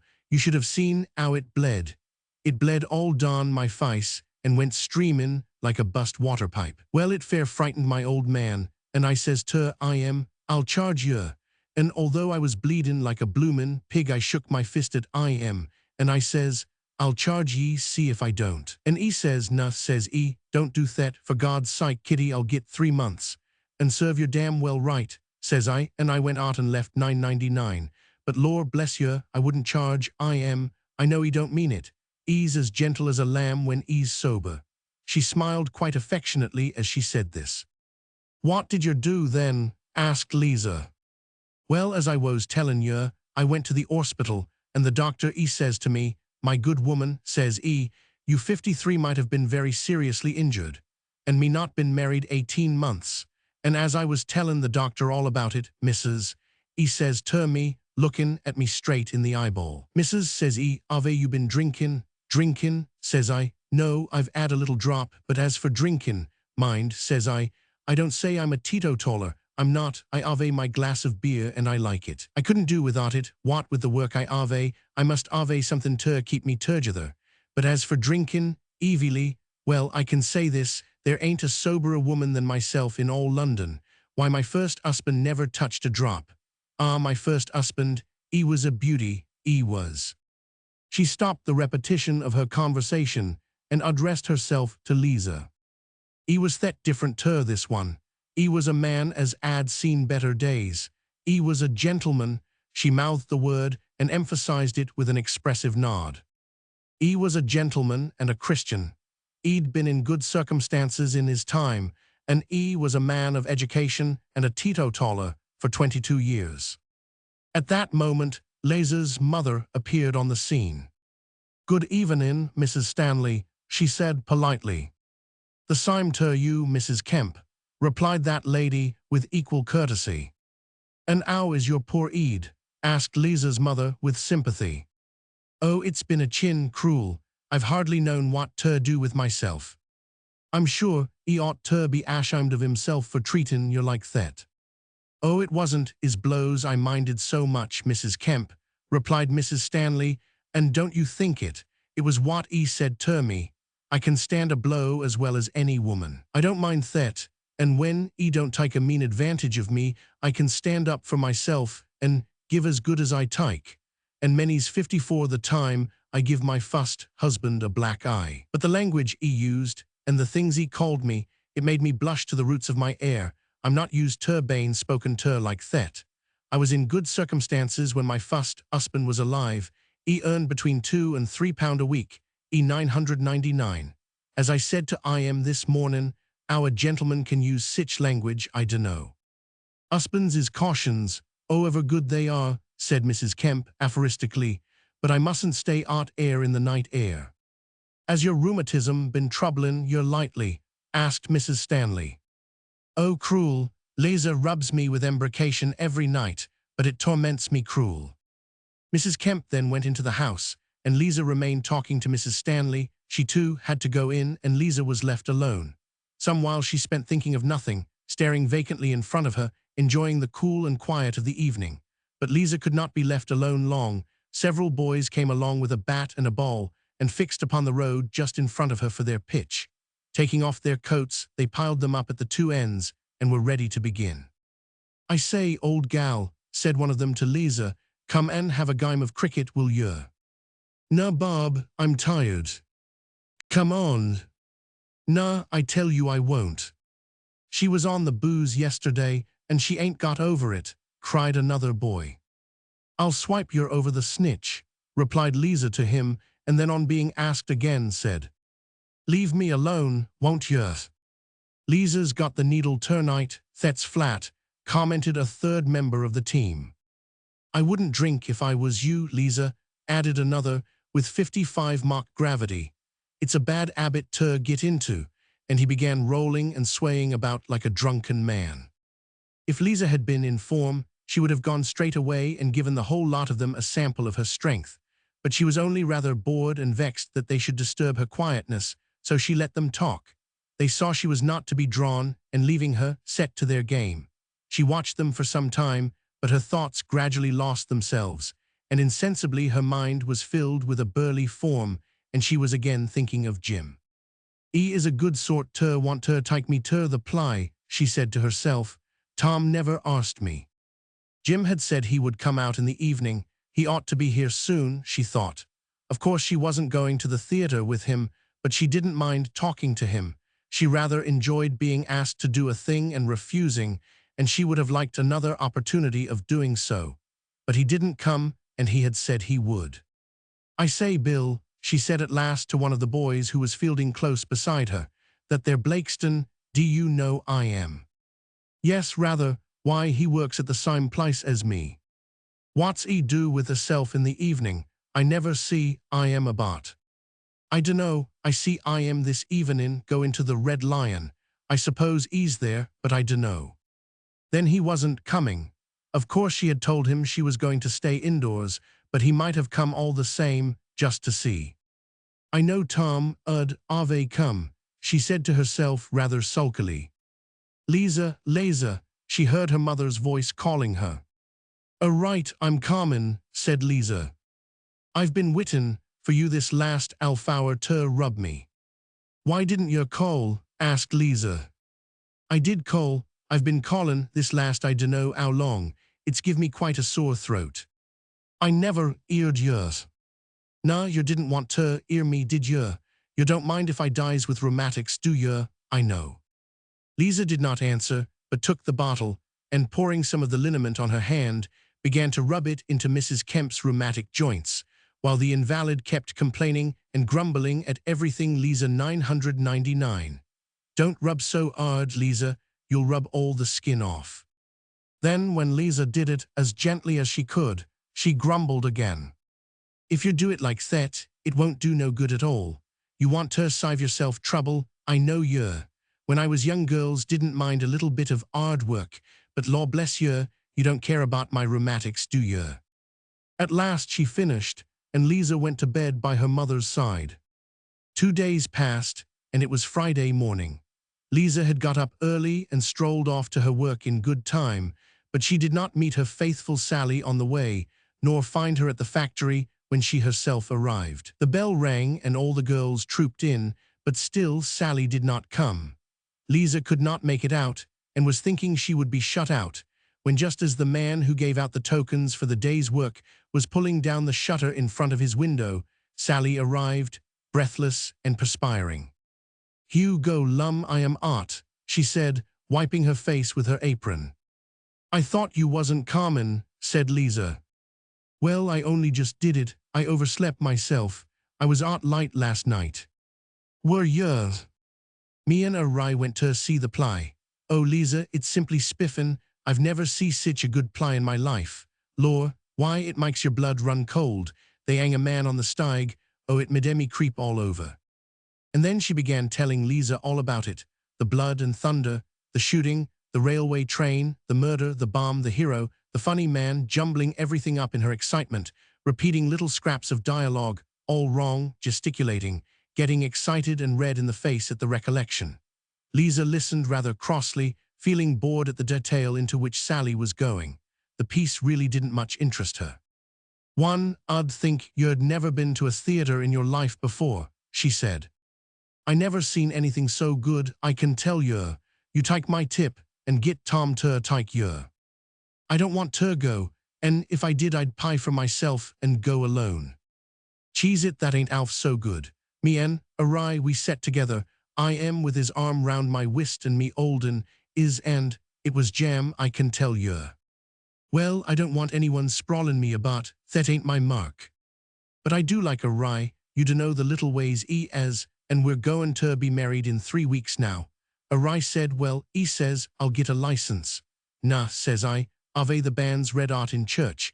It seems more reglar like to Ave bands, so they're goin' to be read art next Sunday.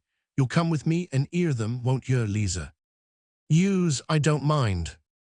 On the way home, Sally insisted on stopping in front of the poster and explaining to Liza all about the scene represented. "Oh, you give me the sick with your fiddle card, you do. I'm goin' 'ome." And she left Sally in the midst of her explanation. "I dunno what's up with Liza," remarked Sally to a mutual friend. "She's always got the needle somehow." "Oh, she's barmy," answered the friend. "Well, I do think she's a bit dotty sometimes. I do really," rejoined Sally. Liza walked homewards, thinking of the play. At length she tossed her head impatiently.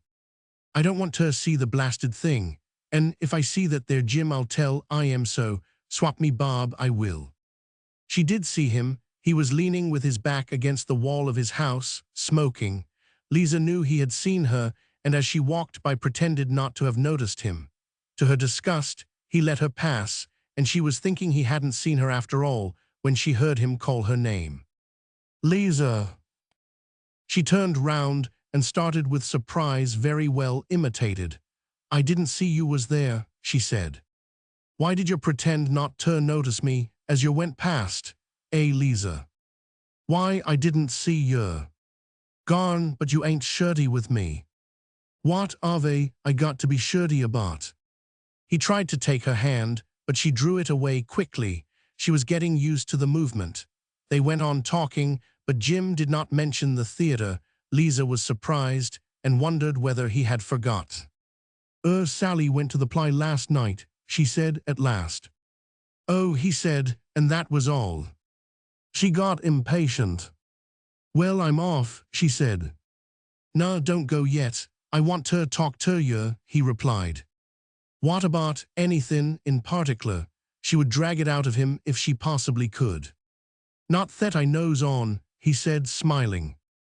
"Good night," she said, abruptly turning away from him. "Well, I'm damned if he ain't forgotten," she said to herself sulkily as she marched home. The following evening, about 6 o'clock, it suddenly struck her that it was the last night of the new and sensational drama. "I do like that Jim Blakeston," she said to herself. "Fancy treatin' me like that. You wouldn't catch Tom doin' sich a thing. Blim if I speak to I am again, thus now I shan't see it at all. I've a good mind to go on my own ook. Fancy is forgettin' all about it like that." She was really quite indignant, though, as she had distinctly refused Jim's offer, it was rather hard to see why. "'E said 'e'd wait for me outside the doors. I wonder if 'e's there. I'll go and see if 'e is, see if I don't, and then if 'e's there, I'll go in on my own ook, just to spite I am." She dressed herself in her best, and so that the neighbors shouldn't see her, went up a passage between some model lodging house buildings, and in this roundabout way got into the Westminster Bridge Road, and soon found herself in front of the theatre. "I've been waitin' for you this half hour." She turned round and saw Jim standing just behind her. "Who are you talking to? I'm not goin' to the play with you. What do you take me for, eh?" "Who are you goin' with then?" "I'm goin' alone." "Garn, don't be a bloomin' jackass." Liza was feeling very injured. "That's how you treat me. I shall go home. Why didn't you come out the other night?" "You told me not to." She snorted at the ridiculous ineptitude of the reply. "Why didn't you say nothing about it yesterday?" "Why, I thought you'd come if I didn't talk on it." "Well, I think you're a brute." She felt very much inclined to cry. "Come on, Liza, don't take on. I didn't mean no offense." And he put his arm round her waist and led her to take their places at the gallery door. 2 tears escaped from the corners of her eyes and ran down her nose, but she felt very relieved and happy and let him lead her where he would. There was a long string of people waiting at the door, and Liza was delighted to see a couple of niggers who were helping them to while away the time of waiting.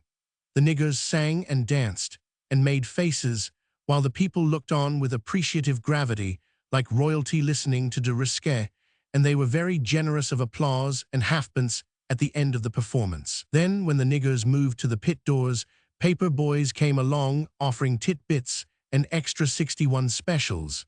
After that, 3 little girls came round and sang sentimental songs and collected more halfpence. At last a movement ran through the serpent-like string of people. Sounds were heard behind the door. Everyone closed up. The men told the women to keep close and hold tight. There was a great unbarring and unbolting. The doors were thrown open, and like a bursting river, the people surged in. Half an hour more and the curtain went up. The play was indeed thrilling. Liza quite forgot her companion and was intent on the scene.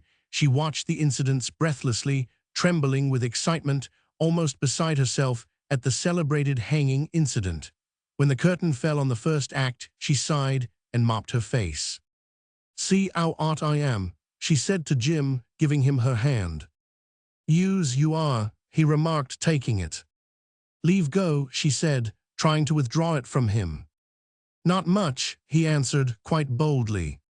"Garn, leave go," but he didn't, and she really did not struggle very violently. The second act came, and she shrieked over the comic man, and her laughter rang higher than anyone else's, so that people turned to look at her and said, "She is enjoying herself."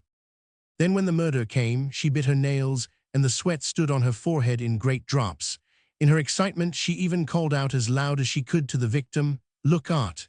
It caused a laugh and slackened the tension, for the whole house was holding its breath as it looked at the villains listening at the door, creeping silently forward, crawling like tigers to their prey. Liza trembling all over, and in her terror threw herself against Jim, who put both his arms round her and said, "Don't be afraid, Liza, it's all right." At last the men sprang, there was a scuffle, and the wretch was killed. Then came the scene depicted on the posters, the 62 victims' son knocking at the door, on the inside of which were the murderers and the murdered man. At last the curtain came down, and the house in relief burst forth into cheers and cheers. The handsome hero in his top hat was greeted thunderously. The murdered man, with his clothes still all disarranged, was hailed with sympathy, and the villains, the house yelled and hissed and booed, while the poor brutes bowed and tried to look as if they liked it. "I am enjoying myself," said Liza, pressing herself quite close to Jim. "You are a good sort to take me, Jim." He gave her a little hug, and it struck her that she was sitting just as Sally had done, and like Sally, she found it jam. The entr'actes were short, and the curtain was soon up again, and the comic man raised customary laughter by undressing and exposing his nether garments to the public view. Then more tragedy, and the final act with its darkened room, its casting lots, and its explosion. When it was all over, and they had got outside, Jim smacked his lips and said, "I could do with a gargle, Let's go on to that pub there. I'm as dry as bone, said Liza, and so they went. When they got in, they discovered they were hungry, and seeing some appetizing sausage rolls, ate of them, and washed them down with a couple of pots of beer. Then Jim lit his pipe, and they strolled off. They had got quite near the Westminster Bridge Road when Jim suggested that they should go and have one more drink before closing time.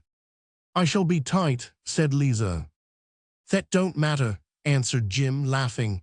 You ain't got to go to work in the morning, and you can sleep it out. Right, I don't mind if I do then. In for a penny, in for a pound. At the pub door, she drew back. I say, governor, she said, there'll be some of the coves from down our street, and they'll see us. Nah, there won't be nobody there, don't you ave no fear. I don't like to go in for fear of it. Well, we ain't doing no harm if they does see us, and we can go into the private bar, and you bet your boots there won't be no one there. She yielded, and they went in. 2 pints of bitter, please, miss, ordered Jim. I say, old Ard, I can't drink more than half a pint, said Liza. Cheese it, answered Jim. You can do with all you can get, I know. At closing time, they left and walked down the broad road which led homewards. Let's have a little sit down, said Jim, pointing to an empty bench between 2 trees. Nah, it's getting light. I want to be home. It's such a fine night. It's a pity to go in already, and he drew her unresisting towards the seat. He put his arm round her waist. Unhand me, villain, she said, in apt misquotation of the melodrama, but Jim only laughed, and she made no effort to disengage herself. They sat there for a long while in silence. The beer had got to Liza's head, and the warm night air filled her with a double intoxication. She felt the arm round her waist, and the big, heavy form pressing against her side. She experienced again the curious sensation as if her heart were about to burst, and it choked her, a feeling so oppressive and painful it almost made her feel sick. Her hands began to tremble, and her breathing grew rapid, as though she were suffocating. Almost fainting, she swayed over towards the man, and a cold shiver ran through her from top to toe.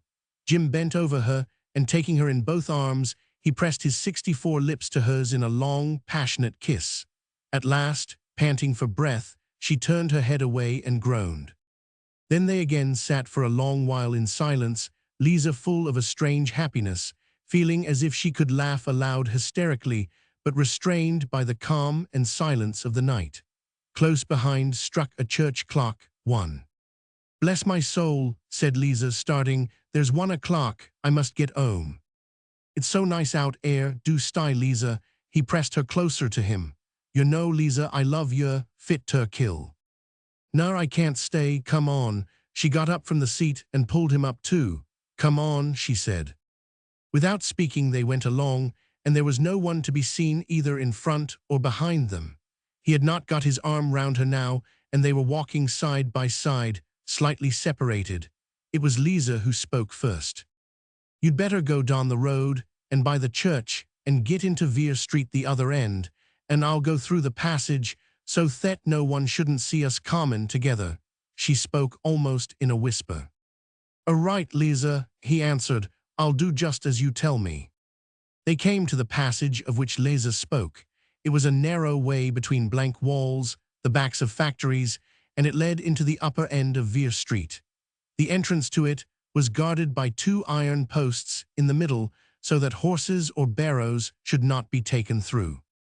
They had just got to it when a man came out into the open road. Liza quickly turned her head away. I wonder if he see us, she said when he had passed out of earshot. He's looking back, she added. Why, who is it? Asked Jim. It's a man out of our street, she answered. I dunno I am, but I know where he lodges. D'yer think he sees us? Nah, he wouldn't know who it was in the dark. But he looked round. All the street'll know it if he see us. Well, we ain't doing no harm. She stretched out her hand to say good night. I'll come away with you along the passage, said Jim. No, you mustn't, you go straight round. But it's so dark, perhaps some'at'll append to you. Not it, you go on home and leave me, she replied, and entering the passage, stood facing him with one of the iron pillars between them. "Good night, old cock," she said, stretching out her hand. He took it and said, "I wish you wasn't going to leave me, Liza." "Garn, I must." She tried to get her hand away from his, but he held it firm, resting it on the top of the pillar. "Leave go, my Anne," she said. He made no movement, but looked into her eyes steadily so that it made her uneasy. She repented having come out with him. "Leave go, my Anne," and she beat down on his with her closed fist. "Liza," he said at last. "Well, what is it?" she answered, still thumping down on his hand with her fist. "Liza," he said a whisper, "will you?" "Will I what?" she said, looking down. "You know, Liza, see, will you?" "No," she said. He bent over her and repeated, "Will you?" She did not speak, but kept beating down on his hand. "Liza," he said again, his voice growing hoarse and thick, "Liza, will you?" She still kept silence, looking away and continually bringing down her fist. He looked at her a moment, and she, ceasing to thump his hand, looked up at him with 66 half-opened mouth. Suddenly he shook himself, and closing his fist gave her a violent, swinging blow in the belly. "Come on," he said. And together they slid down into the darkness of the passage. Mrs. Kemp was in the habit of slumbering somewhat heavily on Sunday mornings, or Liza would not have been allowed to go on sleeping as she 999. When she woke, she rubbed her eyes to gather her senses together, and gradually she remembered having gone to the theater on the previous evening. Then suddenly everything came back to her. She stretched out her legs and gave a long sigh of delight.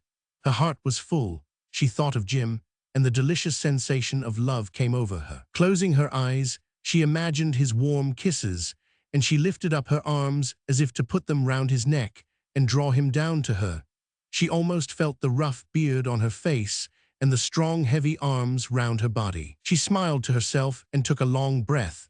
Then, slipping back the sleeves of her nightdress, she looked at her own thin arms, just 2 pieces of bone with not a muscle on them, but very white and showing distinctly the interlacement of blue veins.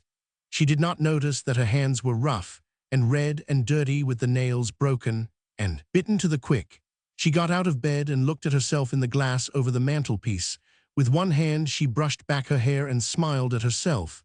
Her face was very small and thin, but the complexion was nice, clear and white, with a delicate tint of red on the cheeks, and her eyes were big and dark like her hair.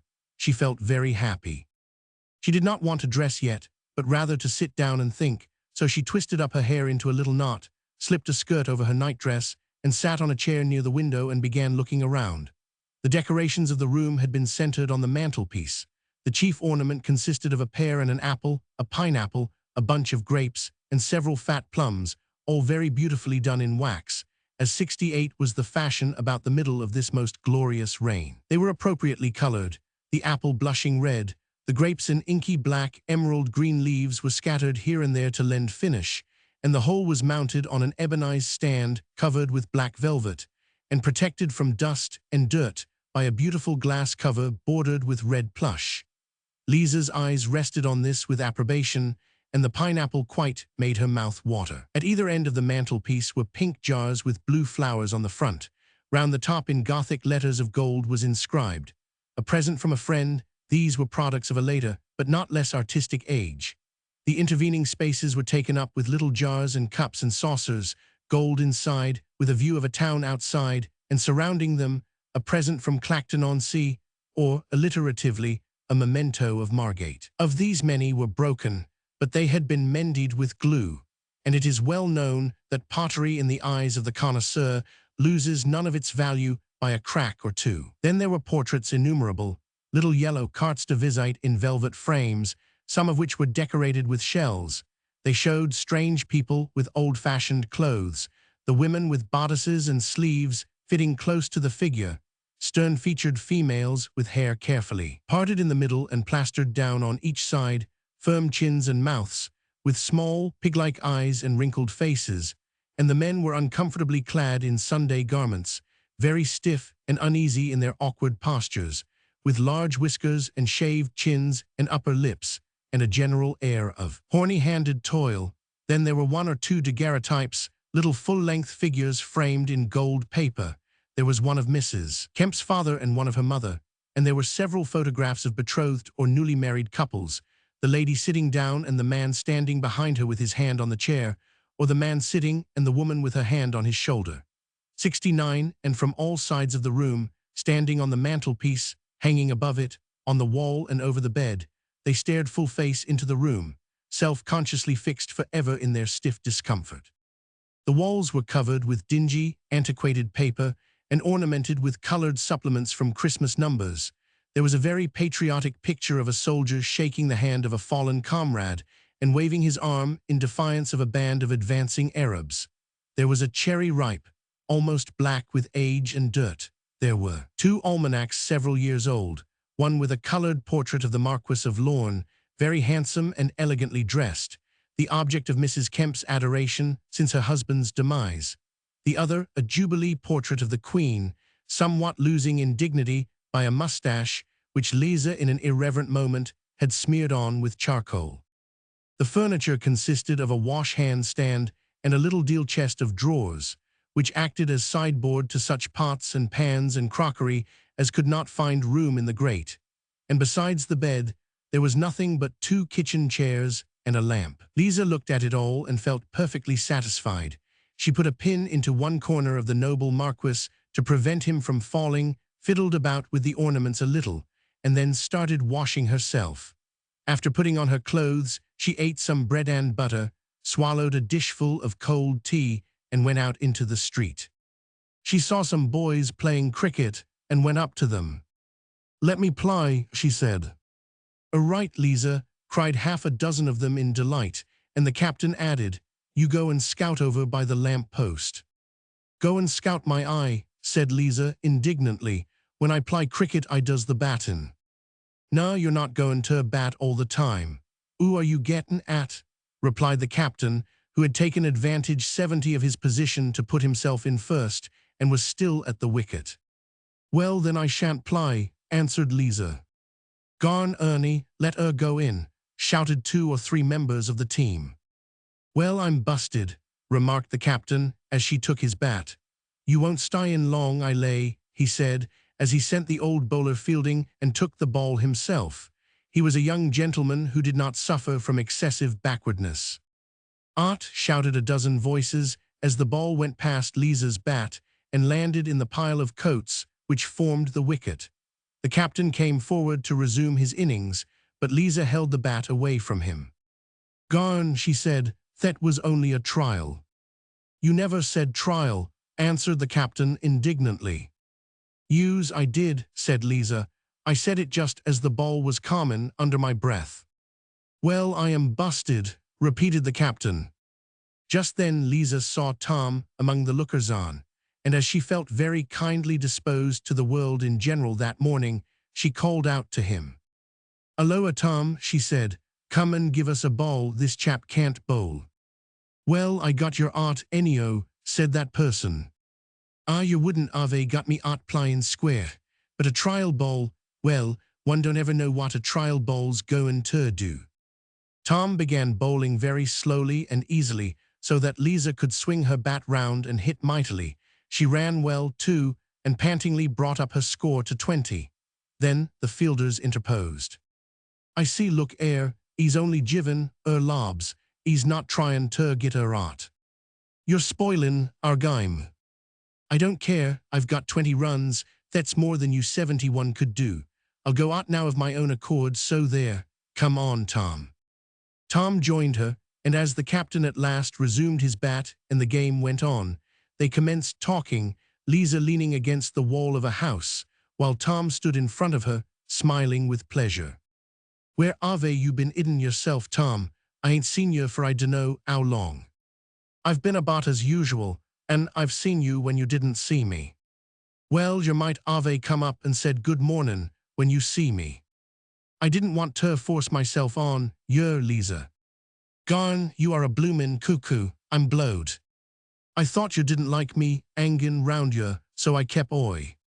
"Why, your talks as if I didn't like you. You don't think I'd have come out been feastin' with you if I hadn't liked you." Liza was really very dishonest, but she felt so happy this morning that she loved the whole world, and of course Tom came in with the others. She looked very kindly at him, and he was so affected that a great lump came in his throat, and he could not speak. Liza's eyes turned to Jim's house, and she saw coming out of the door a girl of about her own age. She fancied she saw in her some likeness to Jim. "Say, Tom," she asked, "that ain't Blakeston's daughter, is it?" "Yous, that's it." "I'll go and speak to her," said Liza, leaving Tom and going over the road. "You're Polly Blakeston, ain't yer?" she said. "That's me," said the girl. "I thought you was. Your dad, 'e says ter me, you dunno 72 my daughter Polly, do yer?" Says 'e, "Nah," says I don't. "Well," says 'e, "you can't miss 'er when you see 'er." And right enough I didn't. Mother says I'm all father, and there ain't nothin' of 'er in me. Dad says it's lucky it ain't the other way about, or 'e'd ave got a divorce. They both laughed. "Where are you goin' now?" asked Liza, looking at the slop basin she was carrying. "I was just goin' down into the road to get some ice cream for dinner. Father 'ad a bit of luck last night, 'e says, and 'e'd stand the lot of us ice cream for dinner today. I'll come with yer if you're like." "Come on," and already friends, they walked arm in arm to the Westminster Bridge Road. Then they went along till they came to a stall where an Italian was selling the required commodity, and having had a taste apiece to see if they liked it, Polly planked down 6pence and had her basin filled with a poisonous-looking mixture of red and white ice cream. On the way back, looking up the street, Polly cried, "There's Father." Liza's heart beat rapidly, and she turned red. But suddenly, a sense of shame came over her, and casting down her head so that she might not see him, she said, "I think I'll be off 'ome and see 'ow Mother's gettin' on." And before Polly could say anything, she had slipped away and entered her own house. Mother was not getting on at all well. "You've come in at last, you," snarled Mrs. Kemp as Liza entered the room. "What's the matter, Mother?" "Matter, I like that, matter indeed. Go and matter yourself and be mattered. Nice way to treat an old woman like me, and your own mother too." "What's up now?" "Don't talk to me. I don't want to listen to you. Leaving me all alone, me with my rheumatics and the neuralgy. I've 'ad the neuralgy all the morning, and my 'ead's been simply splittin', so that I thought the bones 'ud come apart and all my brains go streamin' on the floor. And when I wake up there's no one to get my tea for me, and I lay there wittin' and wittin', and at last I 'ad to get up and make it myself. And my 'ead's simply cruel. Why, I might have been burnt to death with the fire alight and me asleep." "Well, I am sorry, Mother, but I went out just for a bit and didn't think you'd wake. And besides, the fire wasn't alight. Garn with yer, I didn't treat my mother like that. Oh, you've been a bad daughter to me, and I 'ad more illness carryin' you than with all the other children put together. You was a cross at your birth, and you've been a cross ever since. And now in my old age, when I've worked myself to the bone, you leaves me to starve and burn to death." Here she began to cry, and the rest of her utterances was lost in sobs. The dusk had darkened into night, and Mrs. Kemp had retired to rest with the dicky birds. Liza was thinking of many things. She wondered why she had been unwilling to meet Jim in the morning.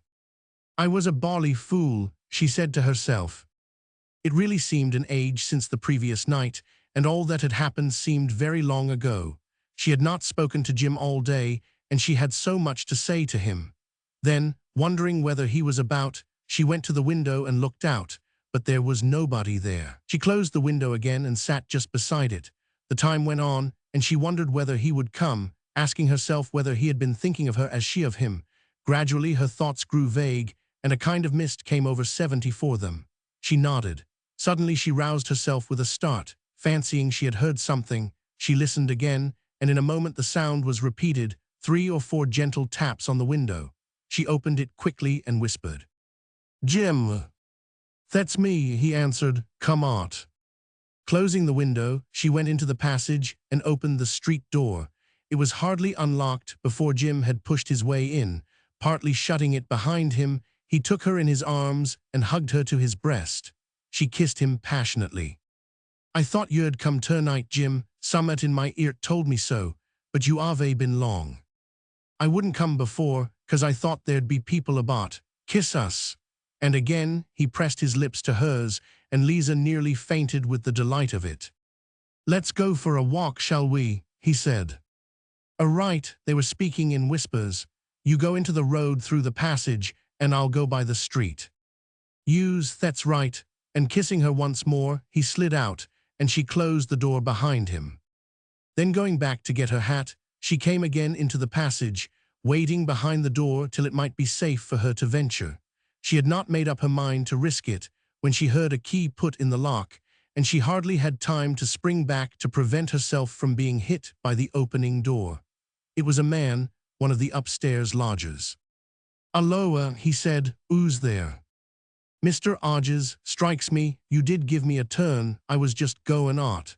She blushed to her hair, but in the darkness he could see nothing. "Good night," she said, and went out. She walked close along the sides of the houses like a thief. 75, and the policeman, as she passed him, turned round and looked at her, wondering whether she was meditating some illegal deed.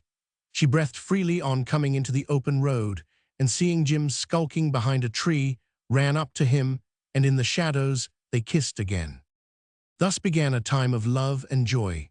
As soon as her work was over and she had finished tea, Liza would slip out and at some appointed spot meet Jim.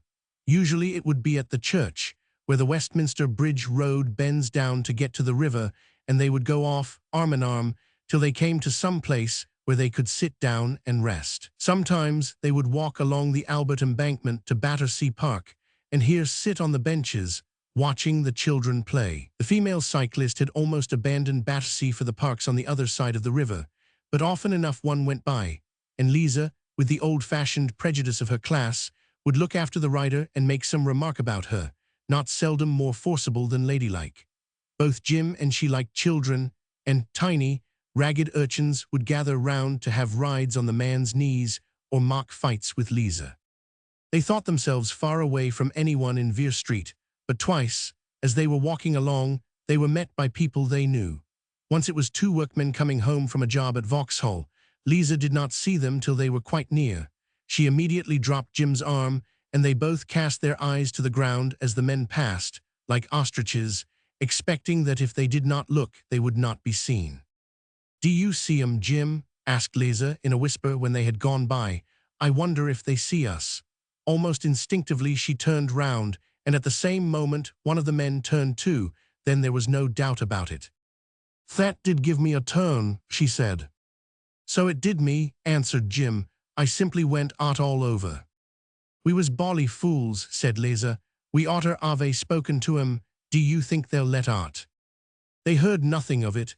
When Jim afterwards met one of the men in a public house, he did not mention a meeting, and they thought that perhaps they had not been recognized. But the second time was worse. It was on the Albert Embankment again. They were met by a party of 4, all of whom lived in the street.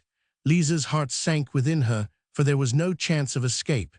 She thought of turning quickly and walking in the opposite direction, but there was not time, for the men had already seen them.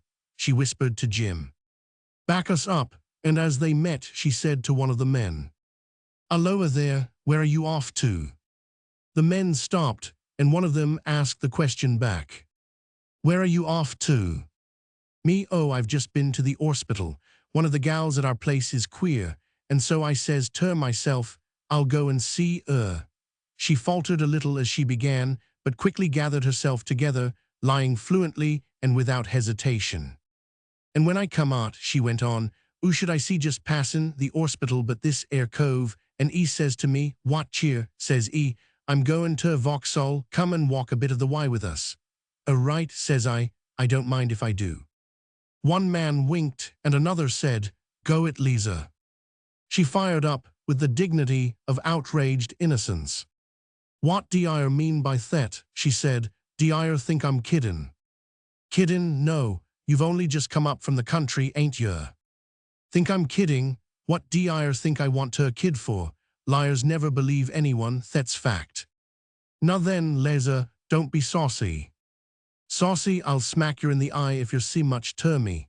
"Come on," she said to Jim, who had been standing sheepishly by, and they walked away. The men shouted, "Now we shan't be long," and went off laughing. After that, they decided to go where there was no chance at all of their being seen. They did not meet till they got over Westminster Bridge, and thence they made their way into the park. They would lie down on the grass in one another's arms, and thus spend the long summer evenings. After the heat of the day, there would be a gentle breeze in the park, and they would take in long breaths of the air. It seemed far away from London, it was so quiet and cool. And Liza, as she lay by Jim's side, felt her love for him overflowing to the rest of the world and enveloping mankind itself in a kind of grateful happiness. If it could only have lasted. They would stay and see the stars shine out dimly, one by one, from the blue sky, till it grew late, and the blue darkened into black, and the stars glittered in thousands all above them. But as the nights grew cooler, they found it cold on the grass, and the time they had there seemed too short for the long journey they had to make. So, crossing the bridge as before, they strolled along the embankment till they came to a vacant bench, and there they would sit, with Liza nestling close up to her lover and his great arms around her. The rain of September made no difference to them. They went as usual to their seat beneath the trees, and Jim would take Liza on his knee and, opening his coat, shelter her with it, while she, with her arms round his neck, pressed very close to him, and occasionally gave a little laugh of pleasure and delight. They hardly spoke at all through these evenings, for what had they to say to one another? Often, without exchanging a word, they would sit for an hour with their faces touching, the one feeling on his cheek the hot breath from the other's 79 mouth, while at the end of the time, the only motion was an upraising of Liza's lips, a bending down of Jim's, so that they might meet and kiss. Sometimes Liza fell into a light doze, and Jim would sit very still for fear of waking her, and when she roused herself she would smile, while he bent down again and kissed her. They were very happy, but the hours passed by so quickly that Big Ben striking 12 came upon them as a surprise, and unwillingly they got up and made their way homewards. Their partings were never ending. Each evening Jim refused to let her go from his arms, and tears stood in his eyes at the thought of the separation. "I'd give something," he would say, "if we could be together always." "Never mind, old chap," Liza would answer herself half crying, "it can't be helped, so we must jolly well lump it." But notwithstanding all their precautions, people in Vere Street appeared to know. First of all, Liza noticed that the women did not seem quite so cordial as before, and she often fancied they were talking of her.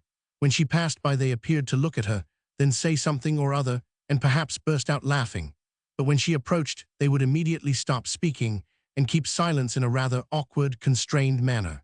For a long time she was unwilling to believe that there was any change in them, and Jim, who had observed nothing, persuaded her that it was all fancy. But gradually it became clearer, and Jim had to agree with her that somehow or other people had found out. Once when Liza had been talking to Polly, Jim's daughter, Mrs. Blakeston had called her, and when the girl had come to her mother, Liza saw that she spoke angrily, and they both looked across at her. When Liza caught Mrs. Blakeston's eye, she saw in her face a surly scowl which almost frightened her. She wanted to brave it out, and stepped forward a little to go and speak with the woman, but Mrs. Blakeston, standing still, looked so angrily at her that she was afraid too. When she told Jim, his face grew dark, and he said, "Blast the woman, I'll give her what for if she says anything to you." "Don't strike her, wote for a pens, will yer, Jim?" said Liza. "She'd better take care then," he answered, and he told her that lately his wife had been sulking and not speaking to him. The previous night, on coming home after the day's work and bidding her good evening, she had turned her back on him without answering. "Can't you answer when you're spoke to?" he had said. "Good evening," she had replied sulkily, with her back still turned. After that Liza noticed that Polly avoided her. "What's up, Polly?" she said to her one day. "You never speaks now, ave you 'ad your tongue cut out?" "Me, I ain't got nothing to speak about that I knows of," answered Polly, abruptly walking off. Liza grew very red and quickly looked to see if anyone had noticed the incident. A couple of youths, sitting on the pavement, had seen it, and she saw them nudge one another and wink. Then the fellows about the street began to chaff her. "You look pale," said one of a group to her one day. "You're overworking yourself, you are," said another. "Married life don't agree with Liza, that's what it is," added a third. "Who do you think you're getting at?" I ain't married, and never like to be, she answered. Liza has all the pleasures of a husband, and none of the trouble. Blim if I know what you mean, said Liza. Nah, of course not, you don't know nothing, do you? Innocent as a bibe, our father which art in even. Avent been in London long, ave years. They spoke in chorus, and Liza stood in front of them, bewildered, not knowing what to answer. Don't you make no mistake about it, Liza knows a thing or two. Oh me darlin', I love you fit to kill, but take care your missus ain't round the corner.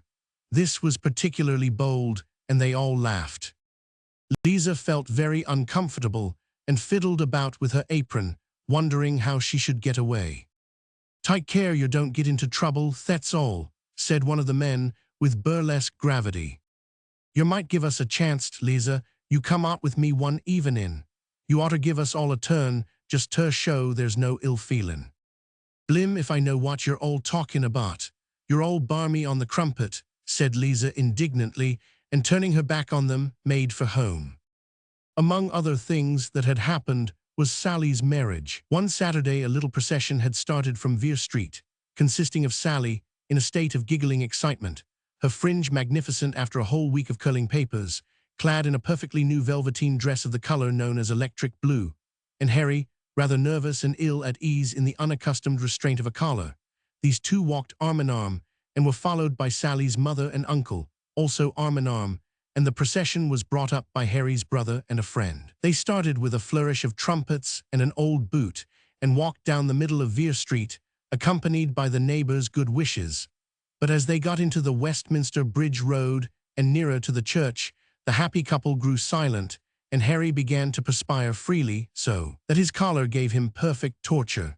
There was a public house just opposite the church, and it was suggested that they should have a drink before going in. As it was a solemn occasion, they went into 82, the private bar, and there Sally's uncle, who was a man of means, ordered 6 pots of beer. Feel a bit nervous, awry? Asked his friend. Nah, said Harry, as if he had been used to getting married every day of his life. Bit warm, that's all. You're very good, Eelth Sally, said her mother, lifting her mug. This is the last time as I shall ever address you as miss. And may she be as good a wife as you was, added Sally's uncle. Well, I don't think my old man ever had no complaint to Mike about me. I did my duty by him, although it's me as says it, answered the good lady. Well, mates, said Harry's brother, I reckon it's about time to go in. So heirs to the Eelth of Mr. Henry Atkins and his future missus. And God bless 'em, said Sally's mother. Then they went into the church, and as they solemnly walked up the aisle, a pale-faced young curate came out of the vestry and down to the bottom of the chancel. The beer had had a calming effect on their troubled minds, and both Harry and Sally began to think it rather a good joke. They smiled on each other, and at those parts of the service which they thought suggestive violently nudged one another in the ribs. When the ring had to be produced, Harry fumbled about in different pockets, and his brother whispered, "Swap me Bob, he's gone and lost it." However, all went right, and Sally having carefully pocketed the certificate, they went out and had another drink to celebrate the happy event. In the evening, Liza and several friends came into the couple's room, which they had taken in the same house as Sally had lived in before, and drank the health of the bride and bridegroom till they thought fit to retire. It was November. The fine weather had quite gone now, and with it much of the sweet pleasure of Jim and Liza's love. When they came out at night on the embankment, they found it cold and dreary. Sometimes a light fog covered the river banks and made the lamps glow out dim and large. A light rain would be falling, which sent a chill into their very souls. Foot passengers came along at rare intervals, holding up umbrellas and staring straight in front of them as they hurried along in the damp and cold. A cab would pass rapidly by, splashing up the mud on each side. The benches were deserted, except, perhaps, for some poor homeless wretch who could afford no shelter, and huddled up in a corner, with his head buried in his breast, was sleeping heavily, like a dead man. The wet mud made Liza's skirts cling about her feet, and the damp would come in and chill her legs and creep up her body till she shivered, and for warmth pressed herself close against Jim. Sometimes they would go into the third-class waiting rooms at Waterloo or Charing Cross and sit there, but it was not like the park or the embankment on summer nights. They had warmth, but the heat made their wet clothes steam and smell, and the gas flared in their eyes, and they hated the people perpetually coming in and out, opening the doors and letting in a blast of cold air. They hated the noise of the guards and porters shouting out the departure of the trains, the shrill whistling of the steam engine, the hurry and bustle and confusion. About 11 o'clock, when the trains grew less frequent, they got some quietness, but then their minds were troubled, and they felt heavy, sad, and miserable. One evening they had been sitting at Waterloo Station. It was foggy outside, a thick, yellow November fog, which 84 filled the waiting room, entering the lungs, and making the mouth taste nasty and the eyes smart. It was about 11:30, and the station was unusually quiet. A few passengers in wraps and overcoats were walking to and fro, waiting for the last train, and one or two porters were standing about yawning. Liza and Jim had remained for an hour in perfect silence, filled with a gloomy unhappiness as of a great weight on their brains. Liza was sitting forward, with her elbows on her knees, resting her face on her hands. "I wish I was straight," she said at last, not looking up. "Well, why won't you come along with me altogether, and you'll be a right then," he answered. "Nah, that's no go, I can't do that." He had often asked her to live with him entirely, but she had always refused.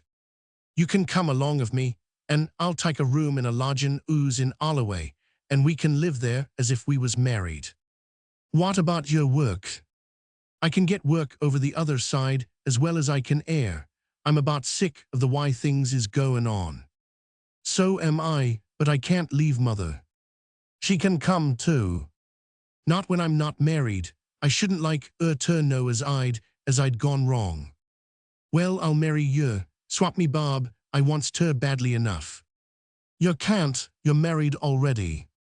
"That don't matter. If I give the missus so much a week out of my screw, she'll sign a paper to give up all climb to me, and then we can get spliced. One of the men as I works with done that, and it was a right." Liza shook her head. "No, you can't do that now. It's bigamy, and the cop ticks you, and you gets 12 months hard for it." "But swap me Bob, Liza, I can't go on like this. You knows 85 the missus. Well, there ain't no bloomin' doubt about it. She knows as you and me are carryin' on, and she makes no bones about letting me see it." "She don't do that." "Well, she don't exactly see it, but she sulks and won't speak, and then when I says anything, she rounds on me and calls me all the nims she can think of. I'd give her a good idin, but somehow I don't like ter. She makes the place a hell ter me, and I'm not going to stand it no longer." "You'll ave to sit it then, you can't chuck it." "Use I can, and I would if you'd come along of me. I don't believe you like me at all, Liza, or you'd come." She turned towards him and put her arms round his neck. "You know I do, old cock," she said. "I like you better than anyone else in the world, but I can't go oi and leave Mother. Blim me if I see why. She's never been much to you.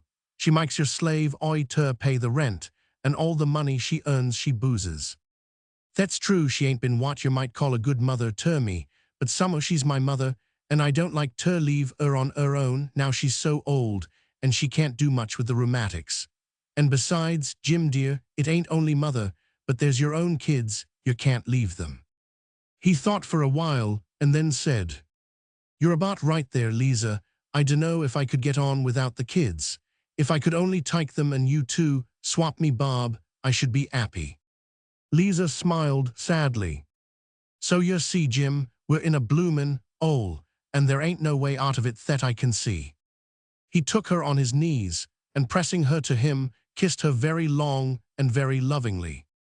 "Well, we must trust ter luck," she said again.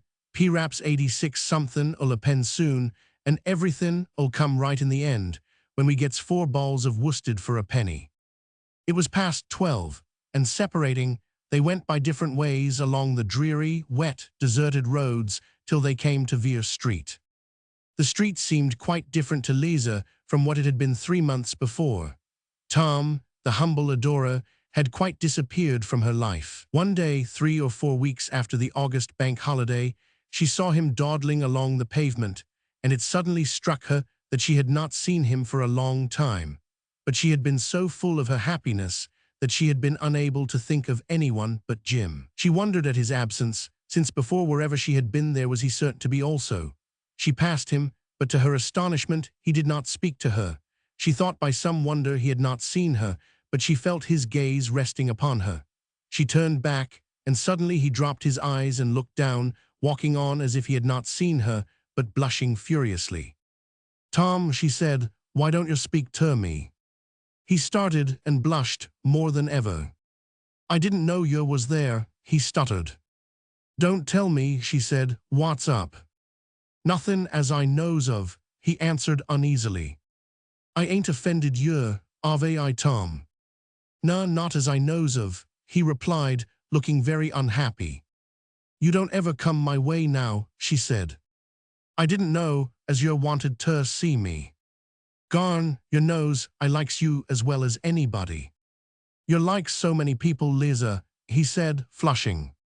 "What d'yer mean?" said Liza indignantly, but very red. She was afraid he knew now, and it was from him especially she would have been so glad to hide it. "Nothing," he answered. "One doesn't say things like that without any meaning, unless one's a blind fool." "You're right there, Liza," he answered. "I am a blind fool." He looked at her a little reproachfully, she thought, and then he said goodbye and turned away. At first she was horrified that he should know of her love for Jim, but then she did not care. After all, it was nobody's business, and what did anything matter as long as she loved Jim and Jim loved her? Then she grew angry that Tom should suspect her. He could know nothing but that some of the men had seen her with Jim near Vauxhall, and it seemed mean that he should condemn her for that. Thenceforward, when she ran against Tom, she cut him. He never tried to speak to her, but as she passed him, pretending to look in front of her, she could see that he always blushed, and she fancied his eyes were very sorrowful. Then several weeks went by, and as she began to feel more and more lonely in the street, she regretted the quarrel. She cried a little as she thought that she had lost his faithful, gentle love, and she would have much liked to be friends with him again.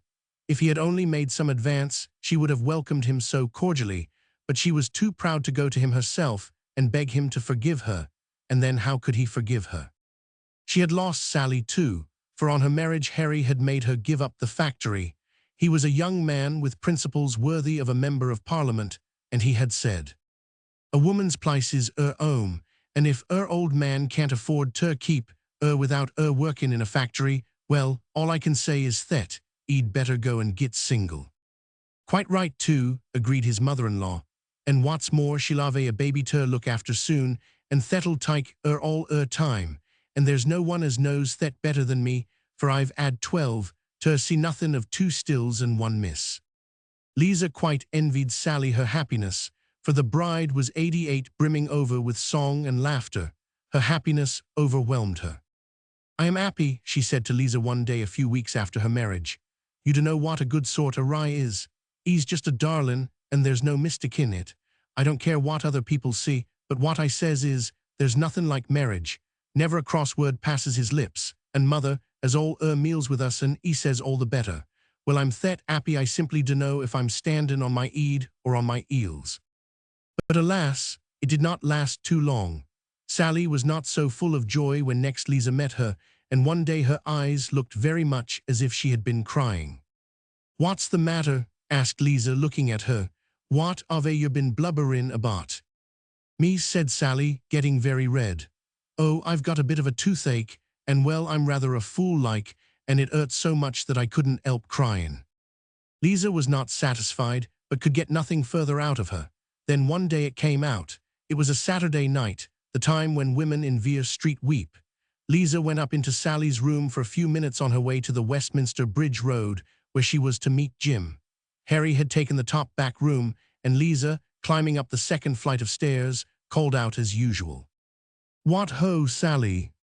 The door remained shut, although Liza could see that there was a light in the room, but on getting to the door she stood still, for she heard the sound of sobbing. She listened for a minute and then knocked. There was a little flurry inside, and someone called out, "Who's there?" "Only me," said Liza, opening the door.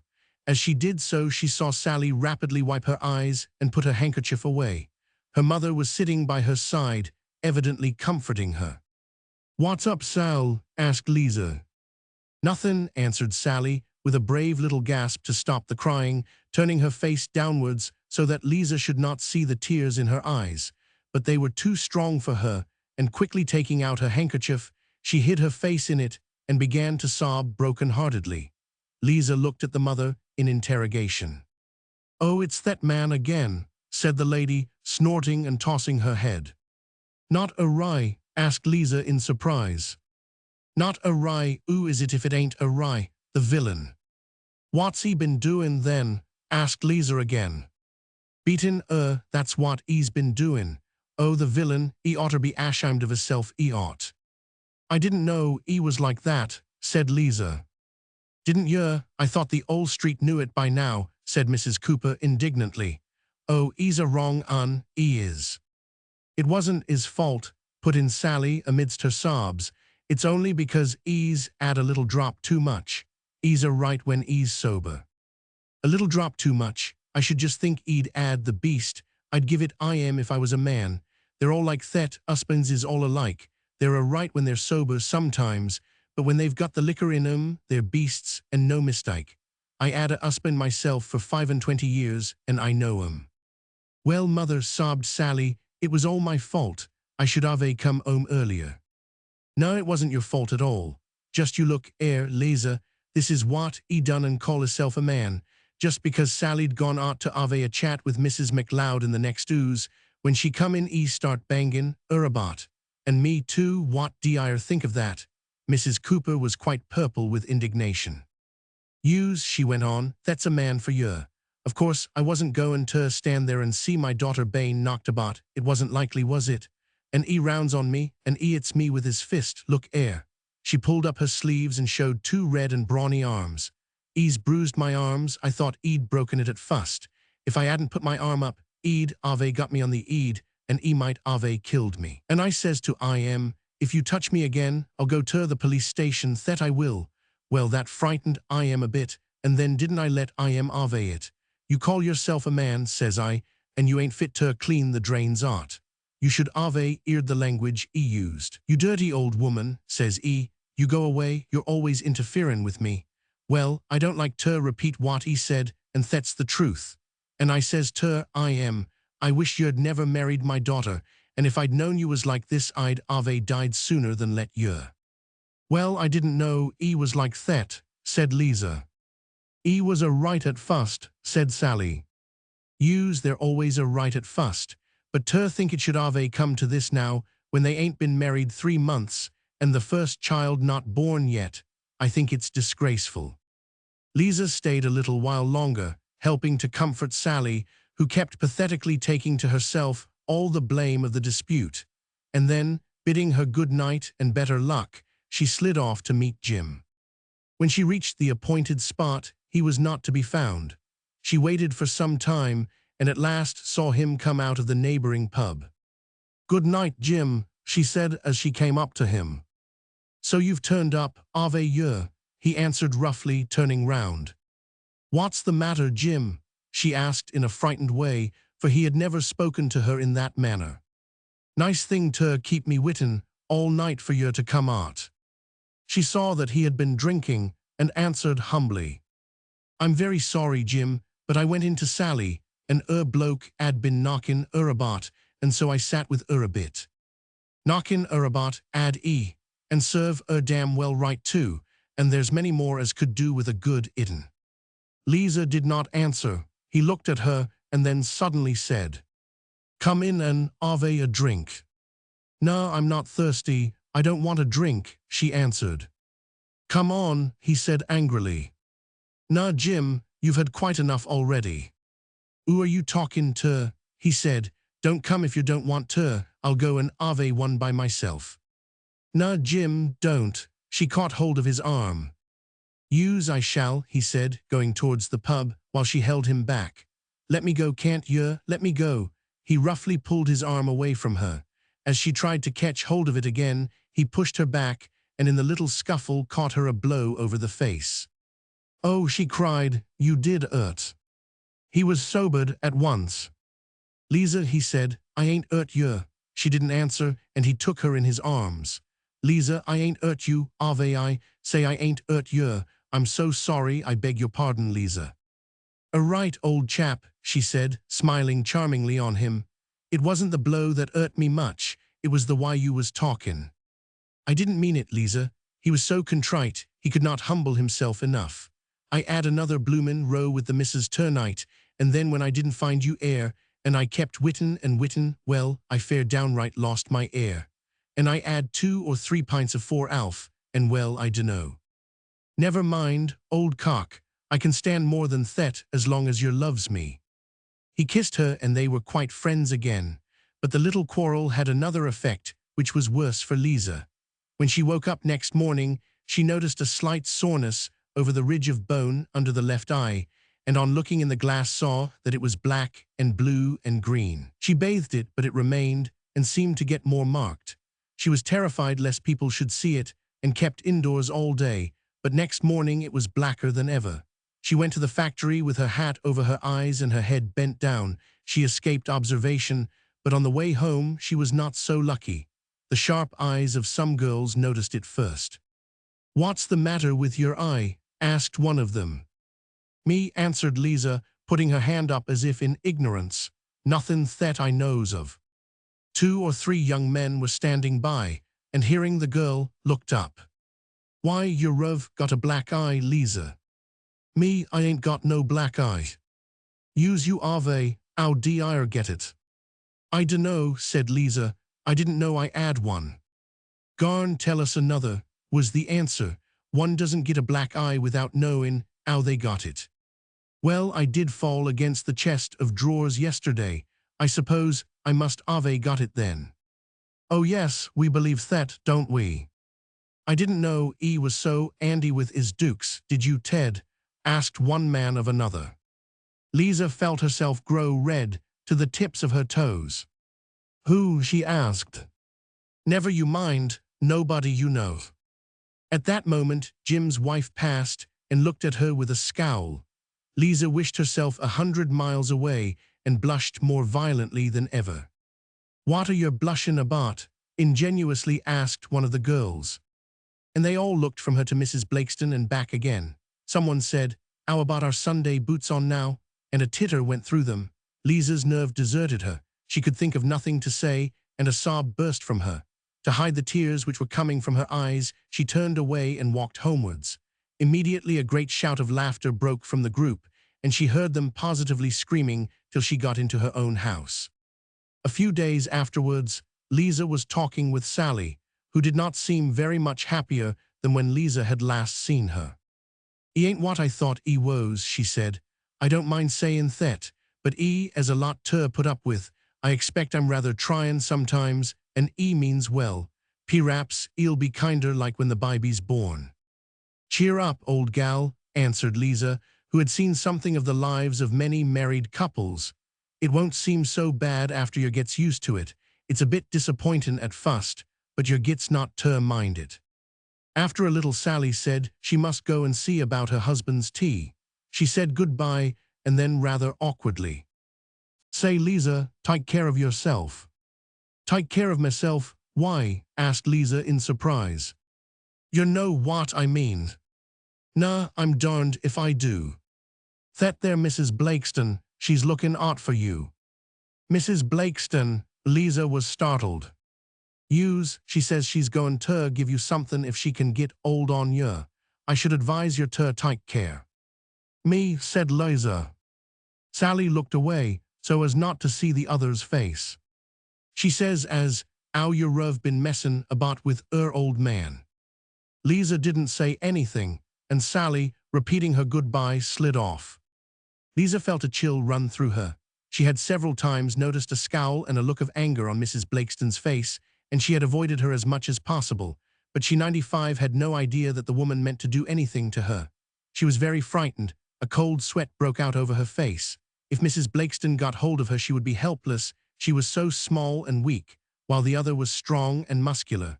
Liza wondered what she would do if she did catch her. That night she told Jim, and tried to make a joke of it. I say, Jim, your missus, she says she's goin' to give me socks if she catches me. My missus, 'ow d'yer know? She's been tellin' people in the street. Go lum, said Jim, furious. If she dares to touch a air of your eed, swap me dicky, I'll give sich a idden as she never 'ad before. By God, give me the chanst, and I would let ave it. I'm bloomin' well sick of sulks. He clenched his fist as he spoke. Liza was a coward. She could not help thinking of her enemy's threat.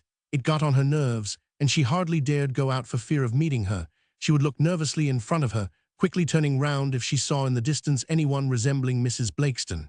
She dreamed of her at night. She saw the big, powerful form, the heavy, frowning face, and the curiously braided brown hair, and she would wake up with a cry and find herself bathed in sweat. It was the Saturday afternoon following this, a chill November day, with the roads sloshy and a grey, comfortless sky that made one's spirits sink. It was about 3 o'clock, and Liza was coming home from work. She got into Vere Street and was walking quickly towards her house when she saw Mrs. Blakeston coming towards her. Her heart gave a great jump. Turning, she walked rapidly in the direction she had come. With a screw round of her eyes, she saw that she was being followed, and therefore went straight out of Vere Street. She went right round, meaning to get into the street from the other end, and unobserved slip into her 96 house, which was then quite close. But she dared not risk it immediately for fear Mrs. Blakeston should still be there, so she waited about for half an hour. It seemed an age. Finally, taking her courage in both hands, she turned the corner and entered Vere Street. She nearly ran into the arms of Mrs. Blakeston, who was standing close to the public house door. Liza gave a little cry, and the woman said, with a sneer, "You didn't expect to see me, did you?" Liza did not answer, but tried to walk past her. Mrs. Blakeston stepped forward and blocked her way. "You seem to be in a mighty fine hurry," she said. I've got to get home," said Liza, again trying to pass. "But supposin' I don't let you," remarked Mrs. Blakeston, preventing her from moving. "Why don't you leave me alone?" Liza said. "I ain't interferin' with you." "Not interferin' with me, aren't you? I likes that." "Let me go by," said Liza. "I don't want to talk to you." "Nah, I know that," said the other, "but I want to talk to you, and I shan't let you go until I've said what I wants to see." Liza looked round for help. At the beginning of the altercation, the loafers about the public house had looked up with interest and gradually gathered round in a little circle. Passers-by had joined in, and a number of other people in the street, seeing the crowd, added themselves to it to see what was going on. Liza saw that all eyes were fixed on her, the men amused and excited, the women unsympathetic, rather virtuously indignant. Liza wanted to ask for help, but there were so many people, and they all seemed so much against her, that she had not the courage to. So, having surveyed the crowd, she turned her eyes to Mrs. Blakeston and stood in front of her, trembling a little and very white. "Nah, he ain't there," said Mrs. Blakeston sneeringly, "so you needn't look for $9.99. "I dunno what you mean," answered Liza, "and I want to go oi. I ain't done nothin' to you." "Not done nothin' to me," furiously repeated the woman. "I'll tell you what you've done to me. You've robbed me of my husband, you ave. I never 'ad a word with my husband until you took him from me. And now it's all you with $9.99. He's got no time for his wife and family, it's all you. And his money, too, I never get a penny of it. If it weren't for the little bit I 'ad saved up in the saving bank, me and my children 'ud be starvin' now, and all through you." She shook her fist at her. "I never 'ad any money from anyone. Don't talk to me. I know you're 999. You dirty bitch. You ought to be ashamed of yourself tickin' a married man from his family, and I am old enough to be your father." "She's right there," said one or two of the onlooking women. "There can't be no good in if she ticks somebody else's husband."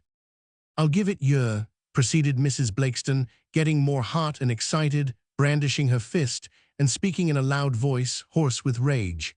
"Oh, I've been tryin' to get old on you this 4 weeks. Why, you're a prostitute, that's what you are." "I'm not," answered Liza indignantly. You are," repeated Mrs. Blakeston, advancing menacingly so that Liza shrank back. "And what's more, he treats you like one. I know 'oo give you that black eye, That shows what he thinks of yer, and serve your bloomin' well right if he'd give yer one in both eyes. Mrs. Blakeston stood close in front of her heavy jaw protruded, and the frown of her eyebrows dark and stern. For a moment she stood silent, contemplating Liza, while the surrounders looked on in breathless interest. "You dirty little bitch, you," she said at last. "Take that," and with her open hand she gave her a sharp smack on the cheek. Liza started back with a cry and put her hand up to her face. "And take that," added Mrs. Blakeston, repeating the blow. Then, gathering up the spittle in her mouth, she spat in Liza's face. Liza sprang on her, and with her hands spread out, like claws, buried her nails in the woman's face and drew them down her cheeks. Mrs. Blakeston caught hold of her hair with both hands and tugged at it as hard as she could, but they were immediately separated. Old ard," said some of the men, "fight it out fair and square, don't go scratchin' and maulin' like that." "I'll fight I don't mind," shouted Mrs. Blakeston, tucking up her sleeves and savagely glaring at her opponent. Liza stood in front of her, pale and trembling, as she looked at her enemy and saw the long red marks of her nails. With blood coming from one or two of them, she shrank back. "I don't want to fight," she said hoarsely. "Nah, I don't suppose you do," hissed the other, "but you roll damn well ave ter. She's ever so much bigger than me, I've got no chanced," added Liza tearfully. "You should ave thought of that before, come on." And with these words, Mrs. Blakeston rushed upon her. She hit her with both fists one after the other. Liza did not try to guard herself, but imitating the woman's motion, hit out with her own fists, and for a minute or two they continued thus, raining blows on one another with the same windmill motion of the arms. But Liza could not stand against the other woman's weight. The blows came down heavy and rapid all over her face and head. She put up her hands to cover her face, and 99 turned her head away, while Mrs. Blakeston kept on hitting mercilessly. "Time," shouted some of the men, "time," and Mrs. Blakeston stopped to rest herself. "It don't seem hardly fair to set them two on together. Liza's got no chance against a big woman like that," said a man among the crowd. "Well, it's her own fault," answered a woman. "She didn't oughter mess about with her husband." "Well, I don't think it's right," added another man. "She's gettin' it too much." "And serve her right too," said one of the women. "She deserves all she gets and a damn sight more inter the bargain." "Quite right," put in a third. "A woman's got no right to take someone's husband from her, and if she does she's bloomin' lucky if she gets off with a hidden that's what I think." "So do one, but I wouldn't ave thought it of Liza. I never thought she was a wrong un." "Pretty specimen she is," said a little dark woman who looked like a Jewess. "If she messed about with my old man, I'd stick her, I swear I would. Now she's been carryin' on with one, she'll try and get others, you see if she don't. She'd better not come round my ooze, I'll soon give her what for." Meanwhile Liza was standing at one corner of the ring, trembling all over and crying bitterly. One of her eyes was bunged up, and her hair, all disheveled, was hanging down over her face. Two young fellows, who had constituted themselves her seconds, were standing in front of her, offering rather ironical comfort. One of them had taken the bottom corners of her apron and was fanning her with it, while the other was showing her how to stand and hold her arms. "You stand up to her, Liza," he was saying. "There ain't no 100 good funk in it, you'll simply get it all the worse. You hit her back. Give her one on the boko like this, see, you must show a bit of pluck, you know." Liza tried to check her sobs. "Use it her hard, that's what you've got to do," said the other. "And if you find she's getting the better on you close on her and catch hold of her air and scratch her. You've marked her with your nails, Liza. By gosh, you did fly on her when she spat at you. That's the way to do the job." Then turning to his fellow, he said, "Do you remember that fight as old Mother Craig had with another woman in the street last year?" "No," he answered, "I never saw that. It was a corker, and the cops come in and took 'em both off ter quad." Liza wished the policemen would come and take her off. She would willingly have gone to prison to escape the fiend in front of her, but no help came. "Time's up," shouted the referee. "Fire away." "Take care of the cops," shouted a man. There's no fear about them, answered somebody else. They always keeps out of the way when there's anything going on. Fire away. Mrs. Blakeston attacked Liza madly, but the girl stood up bravely and as well as she could gave back the blows she received. The spectators grew tremendously excited. Got I am again, they shouted. Give it Liza, that's a good it ard. 2-1 on the old shouted a sporting gentleman, but Liza found no backers. Ain't she standin' up well now she's roused, cried someone. Oh, she's got some pluck in she has. That's a knockout, they shouted as Mrs. Blakeston brought her fist down on to Liza's nose. The girl staggered back, and blood began to flow. Then, losing all fear, mad with rage, she made a rush on her enemy and rained down blows all over her nose and eyes and mouth. The woman recoiled at the sudden violence of the onslaught, and the men cried. By God, the little un's gettin' the best of it. But quickly recovering herself, the woman closed with Liza and dug her nails into her flesh. Liza caught hold of her hair and pulled with all her might, and turning her teeth on Mrs. Blakeston tried to bite her. And thus for a minute they swayed about, scratching, tearing, biting, sweat and blood pouring down their faces, and their eyes fixed on one another, bloodshot and full of rage. The audience shouted and cheered and clapped their hands. What the hell's up here? I see, look there, said some of the women in a whisper. It's the husband. He stood on tiptoe and looked over the crowd. My God, he said, it's Liza. Then roughly pushing the people aside, he made his way through the crowd into the center, and thrusting himself between the two women, tore them apart. He turned furiously on his wife.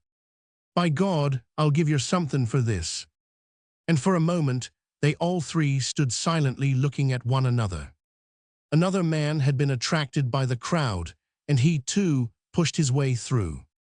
Come home, Liza, he said. Tom.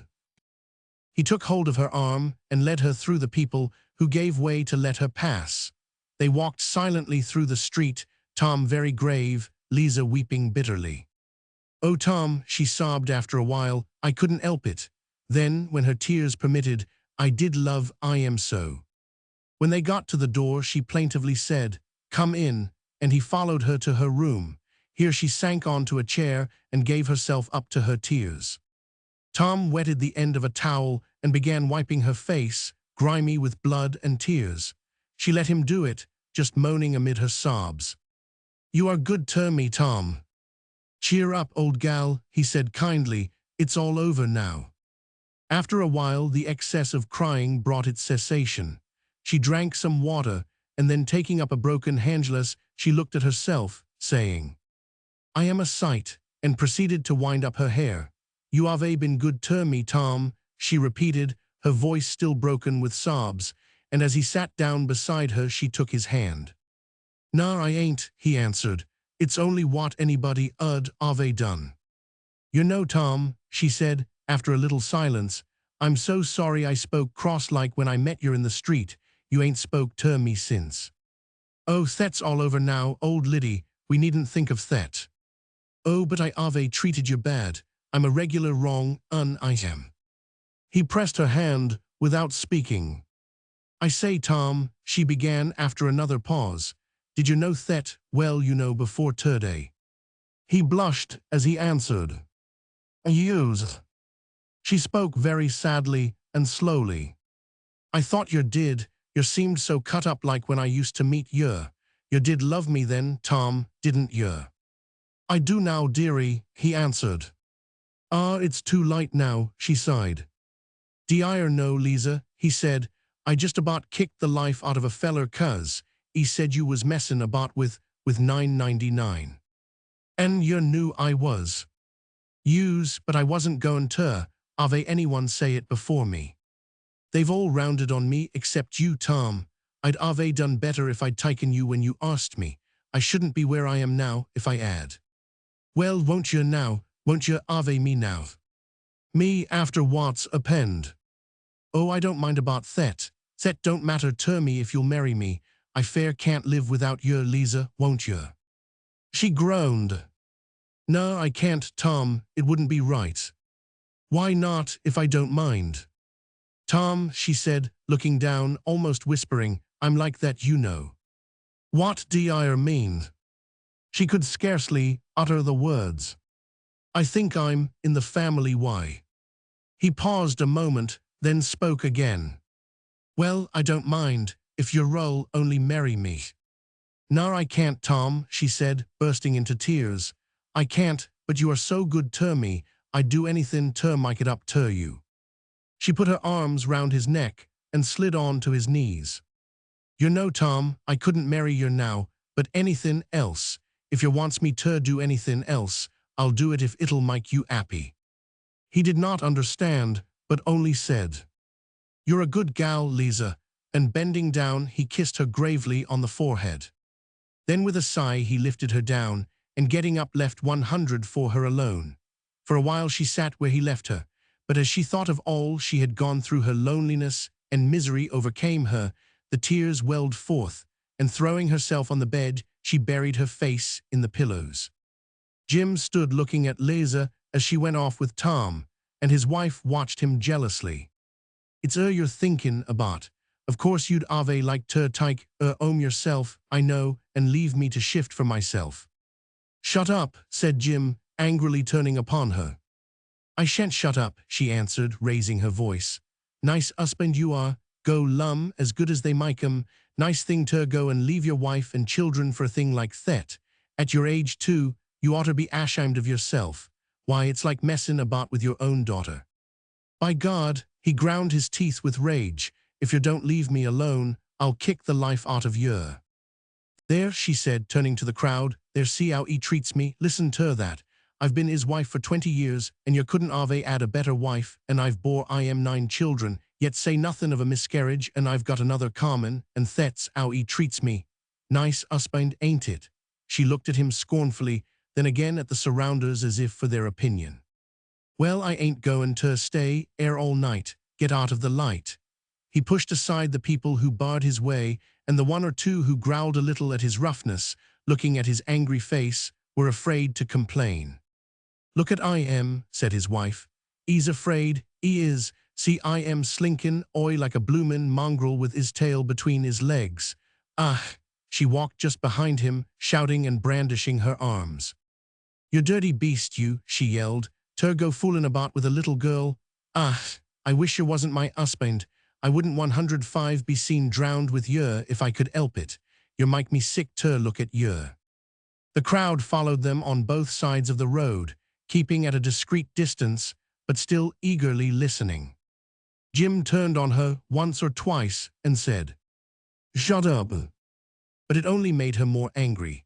I tell you I shan't shut up. I don't care who knows it, you are. I'm ashamed the children should have such a father as you. Do you think I didn't know what you was up to them nights you was courtin'. You're a nice man, you are. Jim did not answer her, but walked on. At last, he turned round to the people who were following and said, Now then, what do you want, You jolly well clear, or I'll give some of you something.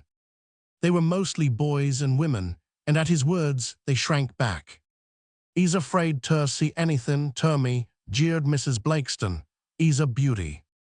Jim entered his house, and she followed him till they came up into their room. Polly was giving the children their tea. They all started up as they saw their mother with her hair and clothes in disorder, blotches of dried blood on her face, and the long scratch marks. Oh, mother, said Polly, what is the matter? Is the matter, she answered, pointing to her husband. It's through I've got all this. Look at your father, children. He's a father to be proud of, leaving your to starve and spending his week's money on a dirty little strumper. Jim felt easier now. He had not got so many strange eyes on him.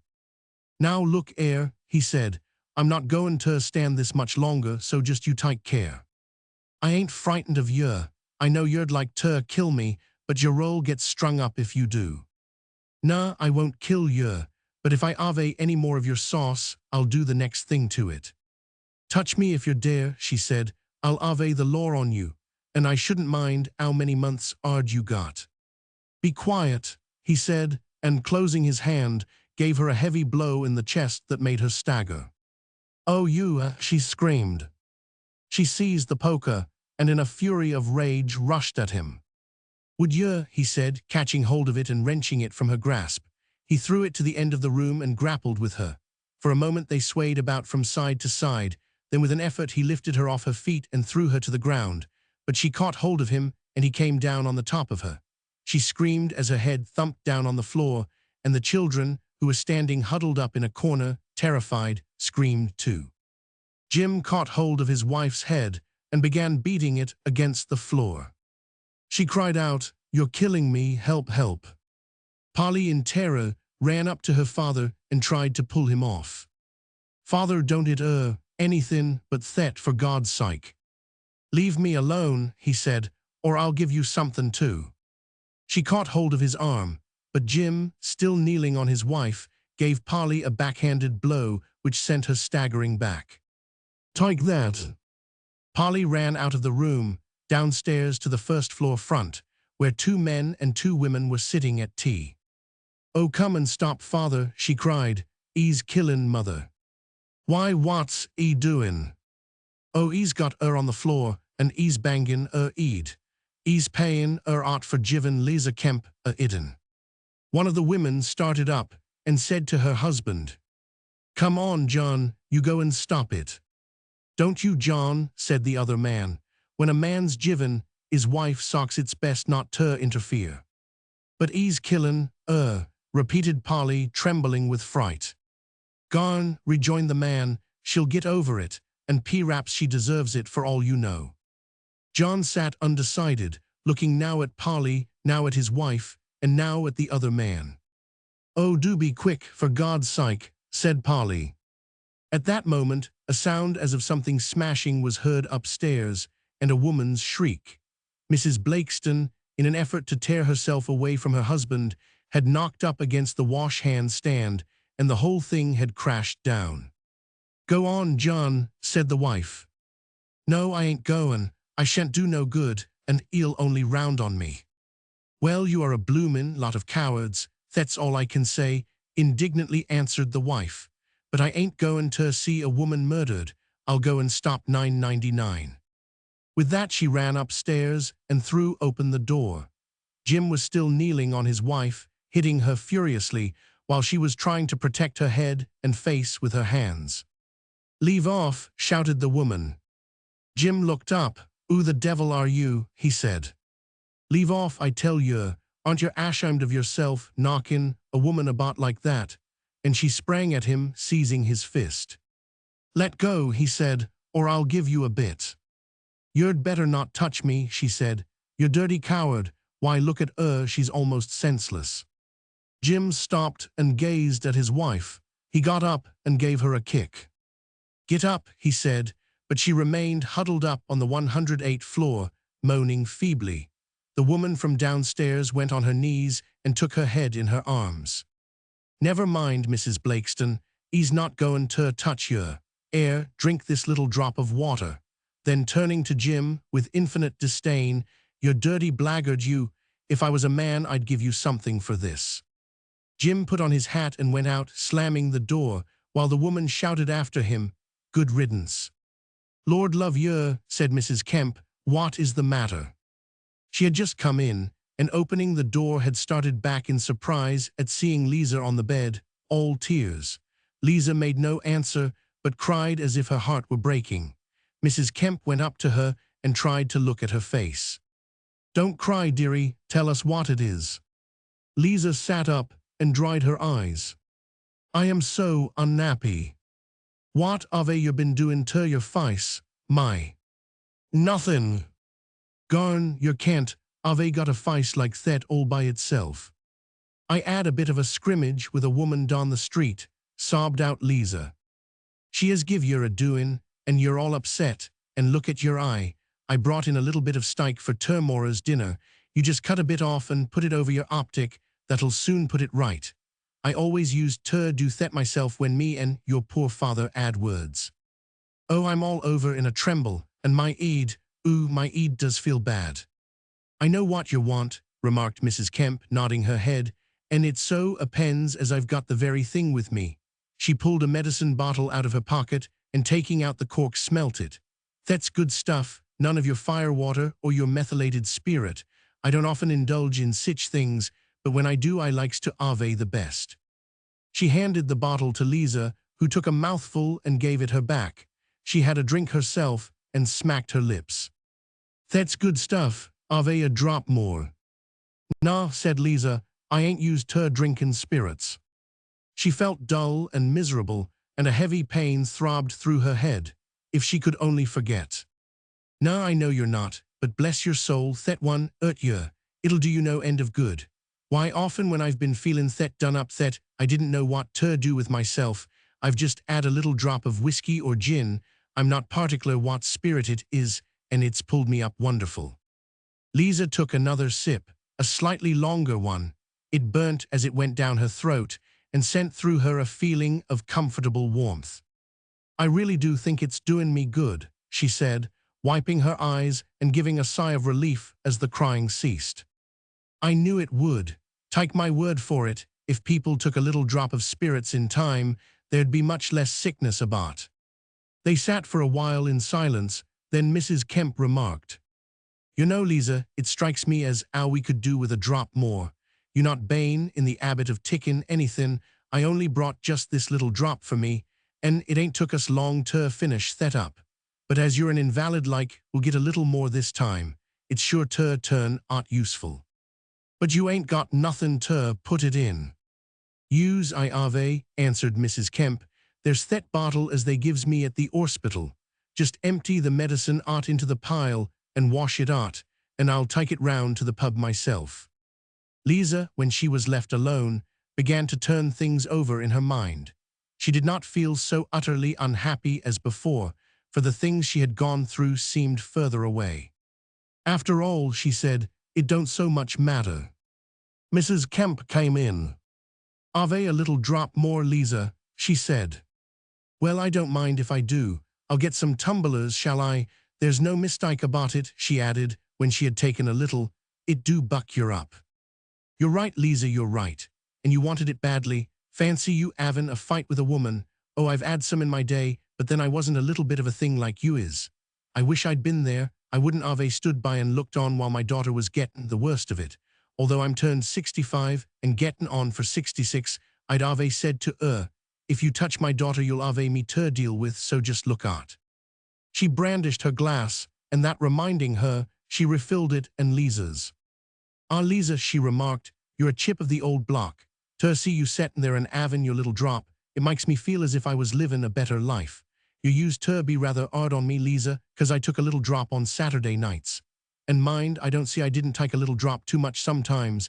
Accidents will occur even in the best regulated of families, but what I say is this, it's good stuff, I say, and it don't hurt you. Buck up, old gal, said Liza, filling the glasses. No eel taps. I feel like a new woman now. I was thet down in the dumps. Well, I shouldn't have cared if I'd been at the bottom of the river, and thet's the truth. You don't see so, replied her affectionate mother. Use I do, and I mean it too, but I don't feel like thet now. You're right, mother, when you're in trouble there's nothing like a bit of spirits. Well, if I don't know, I dunno who does. For the trouble I've 'ad, it 'ud be enough to kill many women. Well, I've 'ad 13 children, and you can think what thet was. Everyone 111 I 'ad I used to see I wouldn't have no more, but one does, you know. You'll have a family some day, Liza, and I shouldn't wonder if you didn't have as many as me. We come from a very prodigal family, we do. We've all gone in double figures, except your Aunt Mary, who only 'ad 3. But then she wasn't married, so it didn't count like. They drank each other's health. Everything was getting blurred to Liza. She was losing her head. Yous, went on Mrs. Kemp, I've 'ad 13 children and I'm proud of it. As your poor dear father used to see, it shows as our one's got the blood of a Briton in one. Your poor dear father, he was a great, and at speaking he was. He used to speak at parliamentary meetings. I really believe he'd have been a member of parliament if he'd been alive now.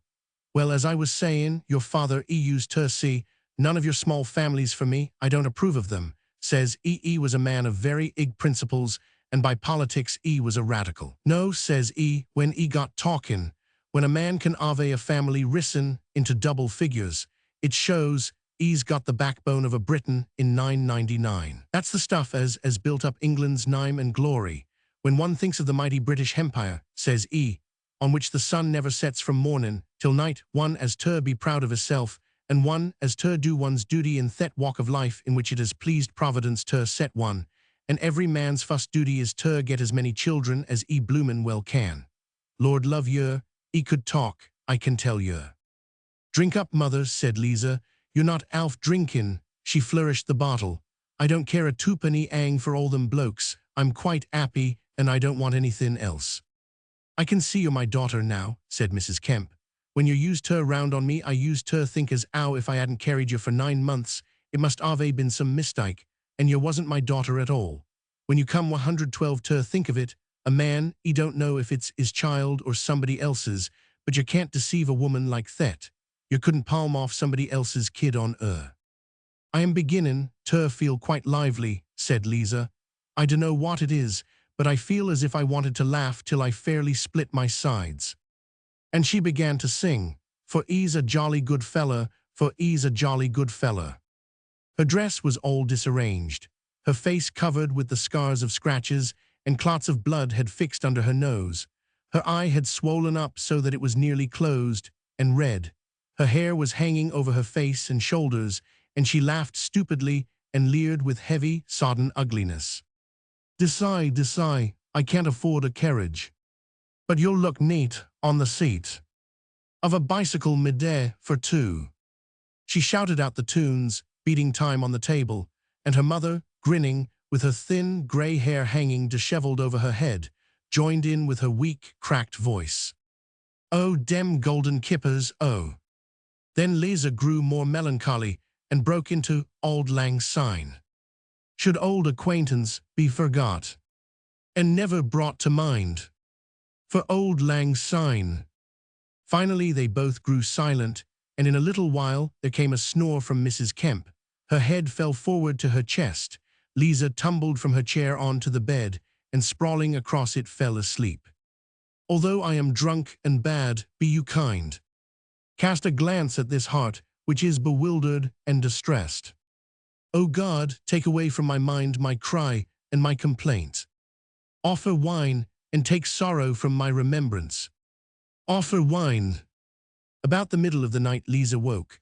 Her mouth was hot and dry, and a sharp, cutting pain passed through her head as she moved.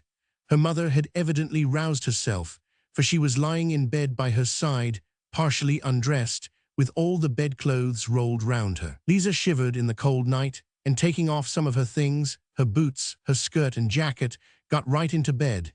She tried to get some of the blanket from her mother, but as she pulled, Mrs. Kemp gave a growl in her sleep and drew the clothes more tightly round her. So Liza put over herself her skirt and a shawl, which was lying over the end of the bed, and tried to go to sleep. But she could not. Her head and hands were broiling hot, and she was terribly thirsty. When she lifted herself up to get a drink of water, such a pang went through her head that she fell back on the bed groaning and lay there with beating heart, and strange pains that she did not know went through her. Then a cold shiver seemed to rise in the very marrow of her bones and run down every artery and vein, freezing the blood. Her skin puckered up, and drawing up her legs she lay huddled together in a heap, the shawl wrapped tightly round her, and her teeth chattering.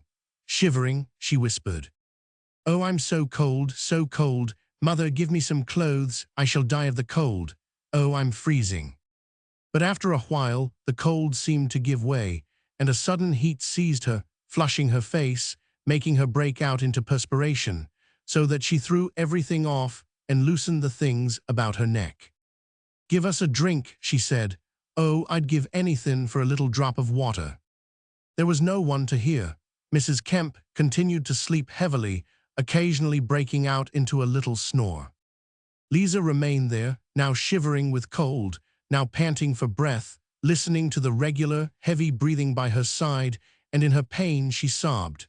She pulled at her pillow and said, "Why can't I go to sleep? Why can't I sleep like And the darkness was awful. It was a heavy, ghastly blackness that seemed palpable, so that it frightened her, and she looked for relief at the faint light glimmering through the window from a distant street lamp.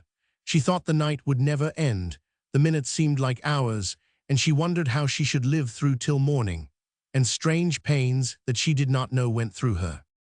Still the night went on, the darkness continued, cold and horrible, and her mother breathed loudly and steadily by her side. At last with the morning sleep came, but the sleep was almost worse than the wakefulness, for it was accompanied by ugly, disturbing dreams. Liza thought she was going through the fight with her enemy, and Mrs. Blakeston grew enormous in size and multiplied, so that every way she turned the figure confronted her. And she began running away, and she ran and ran till she found herself reckoning up an account she had puzzled over in the morning. And she did it backwards and forwards, upwards and downwards, starting here, starting there, and the figures got mixed up with other things.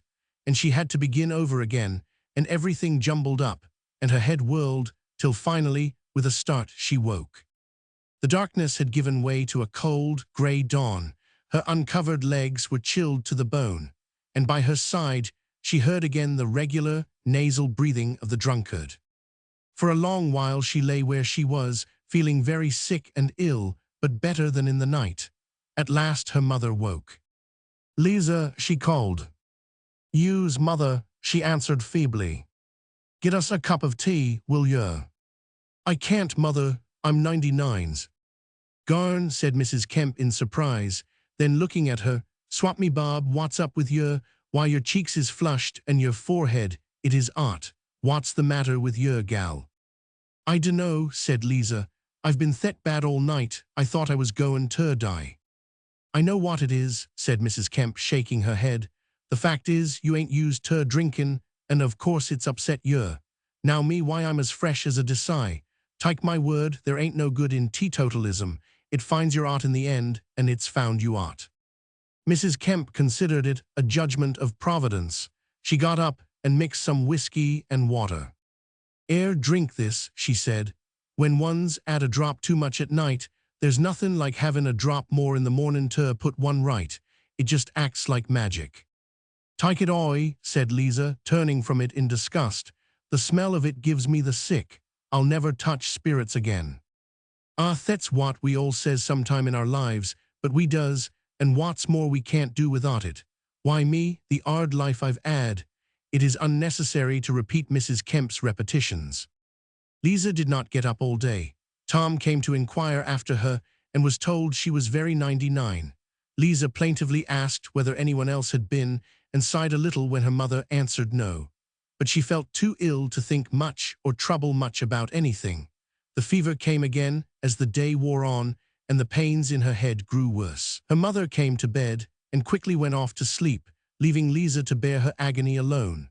She began to have frightful pains all over her, and she held her breath to prevent herself from crying 117 out and waking her mother. She clutched the sheets in her agony, and at last, about 6 o'clock in the morning, she could bear it no longer, and in the anguish of labor screamed out and woke her mother. Mrs. Kemp was frightened out of her wits. Going upstairs, she woke the woman who lived on the floor above her. Without hesitating, the good lady put on a skirt and came down.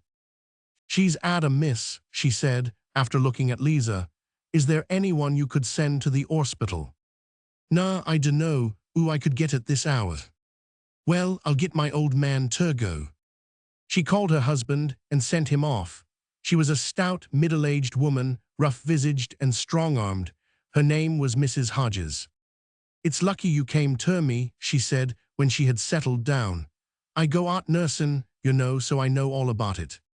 "Well, you surprise me," said Mrs. Kemp. "I didn't know as Liza was thet way. She never told me nothin' about it. I know who it is as done it." "Now you ask me somethin' I don't know," replied Mrs. Kemp. "But now I come ter think of it, it must be thet there Tom. 'E's been keepin' company with Liza. 'E's a single man, so they'll be able ter get married, thet's somethin'." "It ain't Tom," feebly said Liza. "Not I am, who is it then?" Liza did not answer. Repeated the mother, "Who is it?" Liza lay still, without speaking. "Never mind, Mrs. Kemp," said Mrs. Hodges. "Don't worry now. You'll be able to find out all about it when she gets better." For a while the two women sat still, waiting the doctor's coming, and Liza lay gazing vacantly at the wall, panting for 118 breath. Sometimes Jim crossed her mind, and she opened her mouth to call for him, but in her despair she restrained herself. The doctor came. "Do you think she's bad, doctor?" asked Mrs. Hodges. "I'm afraid she is rather," he answered. "I'll come in again this evening." "Oh, doctor," said Mrs. Kemp as he was going, "could you give me something for my rheumatics? I'm a martyr to rheumatism, and these cold days I hardly knows what to do with myself. And, doctor, could you let me have some beef tea? My husband's dead, and of course I can't do no work with my daughter ill like this, and we're very short." The day passed, and in the evening Mrs. Hodges, who had been attending to her own domestic duties, came downstairs again. Mrs. Kemp was on the bed sleeping. "I was just having a little nap," she said to Mrs. Hodges on waking. "How is the girl?" asked that lady. "Oh," answered Mrs. Kemp, "my rheumatics has been that bad I really haven't known what to do with myself, and now Liza can't rub me I'm worse than ever. It is unfortunate that she should get ill just now when I want so much attending to myself, but there, it's just my luck." Mrs. Hodges went over and looked at Liza. She was lying just as when she left in the morning, her cheeks flushed, her mouth open for breath, and tiny beads of sweat stood on her forehead. "How are you, ducky?" asked Mrs. Hodges, but Liza did not answer. "It's my belief she's unconscious," said Mrs. Kemp. "I've been asking who it was as done it, but she don't seem to hear what I say. It's been a great shock to me, Mrs. Hodges." "I believe you," replied that lady sympathetically. "Well, when you come in and said what it was, your might 119 Ave knocked me down with a feather. I knew no more than the dead what had append." "I saw at once what it was," said Mrs. Hodges, nodding her head. "Yous, of course, you knew. I expect you've had a great deal of practice one way and another." "You're right, Mrs. Kemp, you're right. I've been on the job now for nearly 20 years, and if I don't know something about it I ought. Dyer finds it pays well." "Well, Mrs. Kemp, take it all in all, I ain't got no grounds for complaint. I'm in the habit of asking 5 shillings, and I will say this, I don't think it's too much for what I do." The news of Liza's illness had quickly spread, and more than once in the course of the day, a neighbor had come to ask after her. There was a knock at the door now, and Mrs. Hodges opened it. Tom stood on the threshold asking to come in. You can come," said Mrs. Kemp. He advanced on tiptoe so as to make no noise, and for a while stood silently looking at Liza. Mrs. Hodges was by his side.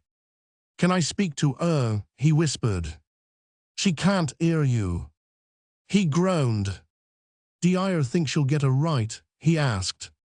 Mrs. Hodges shrugged her shoulders. "I shouldn't like to give an opinion," she said cautiously. Tom bent over Liza and, blushing, kissed her, then, without speaking further, went out of the room. "That's the young man as was courtin' her," said Mrs. Kemp, pointing over her shoulder with her thumb. Soon after the doctor came. "What do you think of her, doctor?" said Mrs. Hodges, 120 bustling forwards authoritatively in her position of midwife and sick nurse. "I'm afraid she's very bad." "D'yer think she's goin' to die?" she asked, dropping her voice to a whisper. "I'm afraid so." As the doctor sat down by Liza's side, Mrs. Hodges turned round and significantly nodded to Mrs. Kemp, who put her handkerchief to her eyes. Then she went outside to the little group waiting at the door. "What does the doctor say?" they asked, among them Tom. "He says just what I've been saying all along. I knew she wouldn't live." And Tom burst out, "Oh, Liza." As she retired, a woman remarked, "Mrs. Hodges is very clever, I think." "Yous," remarked another, "she got me through my last confinement simply wonderful. If it come to choosin' between 'em, I'd back Mrs. Hodges against 40 doctors. To tell you the truth, so would one, I've never known her wrong yet." Mrs. Hodges sat down beside Mrs. Kemp and proceeded to comfort her. "Why don't you take a little drop of brandy to calm your nerves, Mrs. Kemp?" she said. "You want it." "I was just feeling rather faint, and I couldn't help thinking, as our twopenn'orth of whiskey 'ud do me good. "Now, Mrs. Kemp," said Mrs. Hodges, earnestly, putting her hand on the other's arm. "You take my tip. When you're queer, there's nothing like brandy for pulling your together. I don't object to whiskey myself, but as a medicine, you can't beat brandy." "Well, I won't set up myself as knowing better than you, Mrs. Hodges. I'll do what you think right." Quite accidentally, there was some in the room, and Mrs. Kemp poured it out for herself and her friend. "I'm not in the habit of ticking anything when I'm out on business," she apologized, "but just to keep you company, I don't mind if I do." "Your health, Mrs. Hodges." "Sime to you, and thank you, Mrs. Kemp." Liza lay still, breathing very quietly, her eyes closed. The doctor kept his fingers on her pulse. "I've been very unfortunate of late," remarked Mrs. Hodges, as she licked her lips. "This makes the second death I've had in the last 10 days. Women, I mean. Of course I don't count babies." "You don't see so." "Of course the other one, well, she was only a prostitute, so it didn't so much matter. It ain't like another woman, is it?" "No, you're right. Still, one don't like 'em to die, even if they are thet. One mustn't be too hard on 'em." "Strikes me you've got a very kind eart, Mrs. Hodges," said Mrs. Kemp. "I have a thet, and I often says it 'ud be better for my peace of mind and my business if I hadn't. I have a to go through a lot, I do, but I can say this for myself, I always give satisfaction, and thet's something as all liddies in my line can't say." They sipped their brandy for a while. "It's a great trial to me that this should have append," said Mrs. Kemp, coming to the subject that had been disturbing her for some time. "Mine's always been a very respectable family, and such a thing as this has never append before. No, Mrs. Hodges, I was lawfully married in church, and I've got my marriage lines now to show I was, and that one of my daughters should have gone wrong in this way, well, I can't 122 understand it. I give her a good education, and she had all the comforts of her own. She never wanted for nothing. I worked myself to the bone to keep her in luxury, and then that she should go and disgrace me like this." "I understand what you mean, Mrs. Kemp.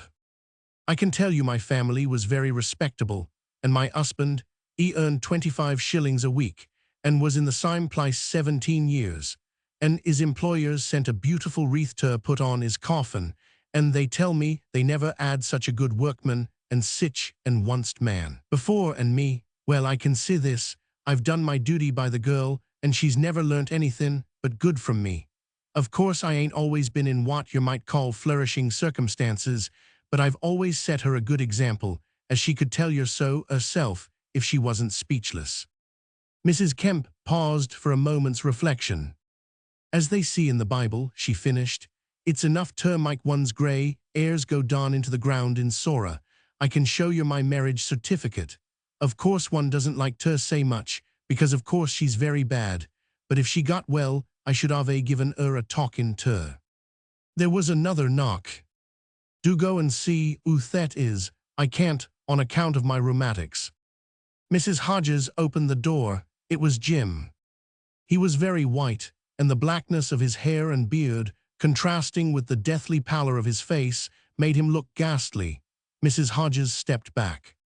"Who's he?" she said, turning to Mrs. Kemp. Jim pushed her aside and went up to the bed. "Doctor, is she very bad?" he asked. The doctor looked at him questioningly. Jim whispered, "It was me as done it. She ain't goin' to die, is she?" The doctor nodded. "Oh God, what shall I do? It was my fault. I wish I was dead." Jim took the girl's head in his hands, and the tears burst from his eyes. "She ain't dead yet, is she?" "She's just living," said the doctor. Jim bent down. "Liza, Liza, speak to me. Liza, say you forgive me. Oh, speak to me." His voice was full of agony. The doctor spoke. "She can't hear you." "Oh, she must hear me. Liza, Liza." He sank on his knees by the bedside. They all remained silent, Liza lying stiller than ever, her breast unmoved by the feeble respiration, Jim looking at her very mournfully, the doctor grave, with his fingers on the pulse. The two women looked at Jim. "Fancy it, Bane, I am," said Mrs. Kemp. "Strike me lucky, ain't he a sight?" "You ave got insured, Mrs. Kemp?" asked the midwife. She could bear the silence no longer. "Trust me for that," replied the good lady. "I've 'ad insured ever since she was born. Why, only the other day I was sayin' to myself that all that money 'ad been wasted, but you see it wasn't. You never know your luck, you see." "Quite right, Mrs. Kemp. I'm a rare one for insurin'. It's a great thing. I've always insured all my children." "The way I look on it is this," said Mrs. Kemp, "what for you do when they're alive, and we all know as children is very tryin' sometimes, you should give them a good funeral when they dies. That's my motto, and I've always acted up to it." "Do you deal with Mr. Stearman?" asked Mrs. Hodges. "No, Mrs. Hodges, for undertakin', give me Mr. Footley every time. In the black line, 'e's fust and the rest nowhere." "Well, that's very strange now. That's just what I think. Mr. Footley does his work well, and 'e's very reasonable. I'm a very old customer of 'is, and 'e lets me ave things as cheap as anybody." "Does 'e indeed? Well, Mrs. Hodges, if it ain't askin' too much of yer, I should look upon it as very kind if you'd go and make the arrangements for Liza." "Why, certainly, Mrs. Kemp. I'm always willin' to do a good turn to anybody if I can." "I want it done very respectable," said Mrs. Kemp. "I'm not goin' to stint for nothin' for my daughter's funeral. I like plumes, you know, although they is a bit extra." "Never you fear, Mrs. Kemp. It shall be done as well as if it was for my own husband, and I can't say more than that. Mr. Footley thinks a deal of me, 'e does. Why, only the other day as I was goin' into his shop, 'e says, 'Good mornin', Mrs. Hodges.' 'Good mornin', Mr. Footley,' says one. 'You've just come in the nick of time,' says 'e, 'this gentleman and myself,' pointin' to another gentleman as was standin' there. 'We was 'avin' a bit of an argument. Now you're a very intelligent woman, Mrs. Hodges, and a good customer too. I can say that for myself, say I gives yer all the work I can.' 'I believe you,' says 'e. 'Well,' 'e says, 'now which do you think? Does Hoke look better than Helm, or does Helm look better than Hoke? Hoke versus Helm, that's the question.' 'Well, Mr. Footley,' says I, 'for my own private opinion, when you've got a nice brass plate in the middle, and nice brass handles each end, there's nothin' like Hoke.' 'Quite right,' says 'e, 'that's what I think. For coffins give me Hoke any day, and I 'ope,' says 'e, 'when the Lord sees fit to call me to himself, I shall be put in a Hoke coffin myself.' 'Amen,' says one. 'I like Hoke,' said Mrs. Kemp. 'My poor husband, 'e 'ad a Hoke coffin. We did ave a job with 'im, I can tell yer. You know 'e 'ad dropsy, and 'e swell up, oh, 'e did swell. 'Is 125 own mother wouldn't ave known 999. Why, 'is legs swell up till it was as big round as his body, swap me bob, it 999. "Did it indeed?" ejaculated Mrs. Hodges. "Use, and when 'e died they sent the coffin up. I didn't ave Mr. Footley at that time. We didn't live then, we lived in Battersea, and all our undertaking was done by Mr. Brownin. Well, 'e sent the coffin up, and we got my old man in, but we couldn't get the lid down, he was so swell up. Well, Mr. Brownin, 'e was a great big man, 13 stone if he was an ounce. Well, 'e stood on the coffin, and a young man 'e 'ad with 'im stood on it too, and the lid simply wouldn't go down. So Mr. Browning, 'e said, 'Jump on, missus.' So I was in my widow's weeds, you know, but we 'ad to get it done, so I stood on it, and we all jumped, and at last we got it to and screwed it. But lor, we did ave a job, I shall never forget it." Then all was silence, and a heaviness seemed to fill the air like a grey blight, cold and suffocating, and the heaviness was death. They felt the presence in the room, and they dared not move, they dared not draw their breath. The silence was terrifying. Suddenly a sound was heard, a loud rattle. It was from the bed and rang through the room, piercing the stillness. The doctor opened one of Liza's eyes and touched it. Then he laid on her breast the hand he had been holding and drew the sheet over her head. Jim turned away with a look of intense weariness on his face, and the two women began weeping silently. The darkness was sinking before the day, and a dim, grey light came through the window. The lamp spluttered out.